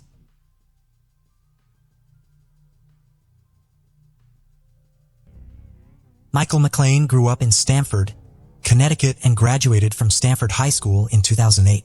Around 2012, he moved to Manchester, New Hampshire to attend Hesser College. He graduated with a degree in criminal justice and decided to remain in New Hampshire. In 2019, the 29-year-old was living in Manchester and working for Easter Seals, a non-profit organization. On Saturday, April 20th, Michael went out to the Tropical Lounge, a nightclub in Nashua, New Hampshire with two of his friends. In the early morning hours of April 21st, two women got into a verbal altercation inside of the club. The situation escalated after the two women went outside of the club at closing time. Michael stepped in to try to break up the altercation. Michael was not directly involved in the disagreement, but he had tried to break up a fight he witnessed at least once before. According to his family, this kind of behavior was very much in line with Michael's good-natured personality. Michael did appear to at least know one of the women involved in the altercation and had danced with her earlier in the evening. Due to the altercation, The police were called to the club's parking lot. When they arrived, the crowd scattered. At this point, Michael was separated from his friends. They looked for Michael for 45 minutes. Michael did not answer their phone calls and his car was still parked on Orange Street, less than a mile from the club where he had left it earlier in the evening. Michael's friends then left to return to Manchester without him. Michael's best friend and roommate, Ben Harris, was not at the apartment he shared with Michael that weekend. He had gone to Boston to celebrate Easter with his family. He, therefore, was not there to notice that Michael never arrived home after his night out. He did notice when Michael never came home Sunday night. Michael's family took notice when he did not return phone calls from his mother and grandmother on Easter Sunday. His job took notice on Monday morning when the usually dependable Michael did not show up for work. He was reported missing to the police on Monday, April 22nd. There has been no activity on his social media or financial accounts since he went missing. According to police, Michael left the club at approximately 1:45 a.m. At 1:49 a.m., Mike placed a phone call to his boss, during which he told her, "They're after me more than one." It would not have been unusual for Michael to call his boss if he were in trouble. He had a good relationship with her and had called her before in situations where he needed a ride or was having trouble with his car. The call disconnected after 2 minutes. Michael's boss immediately tried calling him back, but Michael did not answer. She sent him texts at 154 and 218, but he did not respond to either of them. She made one more attempt to call him at 2:25, but he again did not answer the phone. While Michael was not replying to his boss, his phone was sending out texts during this time. He sent a series of texts to one of his neighbors, but not all of them make sense. Michael's father believes that it is possible that at least some of these texts were the result of the text-to-speech function on Michael's phone, meaning that Michael did not mean to send the texts, but his phone transcribed words or sounds it recorded him saying. Eldridge is the name of a small side street not far from the tropical lounge that Michael may have run down while trying to get away from the individuals who were chasing him. But by the time he sent the text referencing it, he would most likely not have been near that street because other evidence places him at a different location. The last text message Michael received on his phone came in at 2:27 a.m. and the phone was last pinged at 2:30 a.m. At this time, the phone was at a McDonald's on East Hollis Street, less than half a mile down the street from the tropical lounge. The police were able to confirm that Michael was actually at the restaurant through witness statements from McDonald's employees and an acquaintance of Michael's who saw him there. Police could not track Michael's movements using his phone past 2:30 a.m., most likely because his battery had died. Surveillance footage next shows Michael at a Speedway gas station further down East Hollis Street. Inside the gas station, Michael asked if he could use their phone. It is unclear if he actually made a call there. Michael's father went to speak with the employee who had been working at the gas station that night, but he was not able to follow basic conversation or provide coherent answers to questions. Mr. McLean believed the employee had some sort of substance abuse problem. The last known footage of Michael was taken at 3:30 a.m. Michael was picked up by multiple cameras at the residences at Riverfront Landing, a new condo complex on Bancroft Street, a side street off of East Hollis, further east from the Speedway and McDonald's. The last time Michael is seen on video, he was exiting the complex. Michael being there confirms that he was continuing to head east on Hollis Street. It is unclear why Michael went off the main road and into the condo complex. If he had stayed on Hollis, he would have had to go over a bridge, but the bridge did have a sidewalk and lighting, so he could have done so. Michael's father believes that his son may have walked into the complex to try to trick someone following him into thinking that he lived in the complex and was going inside his residence. The Nashua police claim that no one was following Michael that night, but his parents are not fully convinced of this. The fact that Michael told his boss that he was being chased right after leaving the club seems to indicate that he ran into trouble there. An ex-boyfriend of the woman Michael had been dancing with had reportedly been at the tropical lounge that night, providing a potential motive for someone to go after Michael. Given the fact that Michael was last seen on surveillance footage near a river, there is a possibility that he accidentally fell into the water, but this seems unlikely. There were multiple obstacles between where Michael was last seen and the river, including a dry well and a wooded area. Furthermore, Michael would have had to go up a grassy hill, slick from recent rain, in order to go towards the water. From there is a section of river rock and then a section of small boulders that Michael would have had to get over in order to get into the water. It is unclear exactly why Michael kept walking east on Hollis Street. Hollis is a main street and was relatively well lit, so if Michael was being followed, it would make sense for him to stay on that street. He may also have gone into the McDonald's because it was one of the few places in the neighborhood that was open 24 hours, and he felt safe waiting out the individuals who were following him there. It is unclear why he did not call his friends to come meet him and why he continued east when his phone died and he needed to make a call. My personal theory is that Michael mistakenly believed that he was walking back to his car, even though in reality he was walking away from it. To get from where Michael parked his car on Orange Street to the Tropical Lounge, he had to cross a bridge over the Nashua River. Michael was not familiar with Nashua and had not spent a lot of time there. I believe it is possible that Michael may have asked someone on the street or at the McDonald's or in the Speedway for directions on how to get to the bridge, not knowing that was more than one bridge nearby. This theoretical person may have told Michael to keep going east on Hollis, where there was another bridge going over the Merrimack River, assuming that this was the bridge Michael was asking about. It was near this bridge that Michael was last seen on surveillance footage. No one has ever come forward saying that they had such a conversation with Michael. This is purely a theory on my part. I believe it explains why Michael was not trying to get a hold of the friends he had been at the club with while he still had power on his phone. He believed that he was close to his vehicle, which meant that he believed he was close to safety and his means to get home. While this theory may explain some of Michael's behavior during the early morning hours of Easter Sunday, 2019, it does not explain what happened to him after he walked out of the condo complex on Bancroft Street. That mystery still remains despite the best efforts of Michael's dedicated family.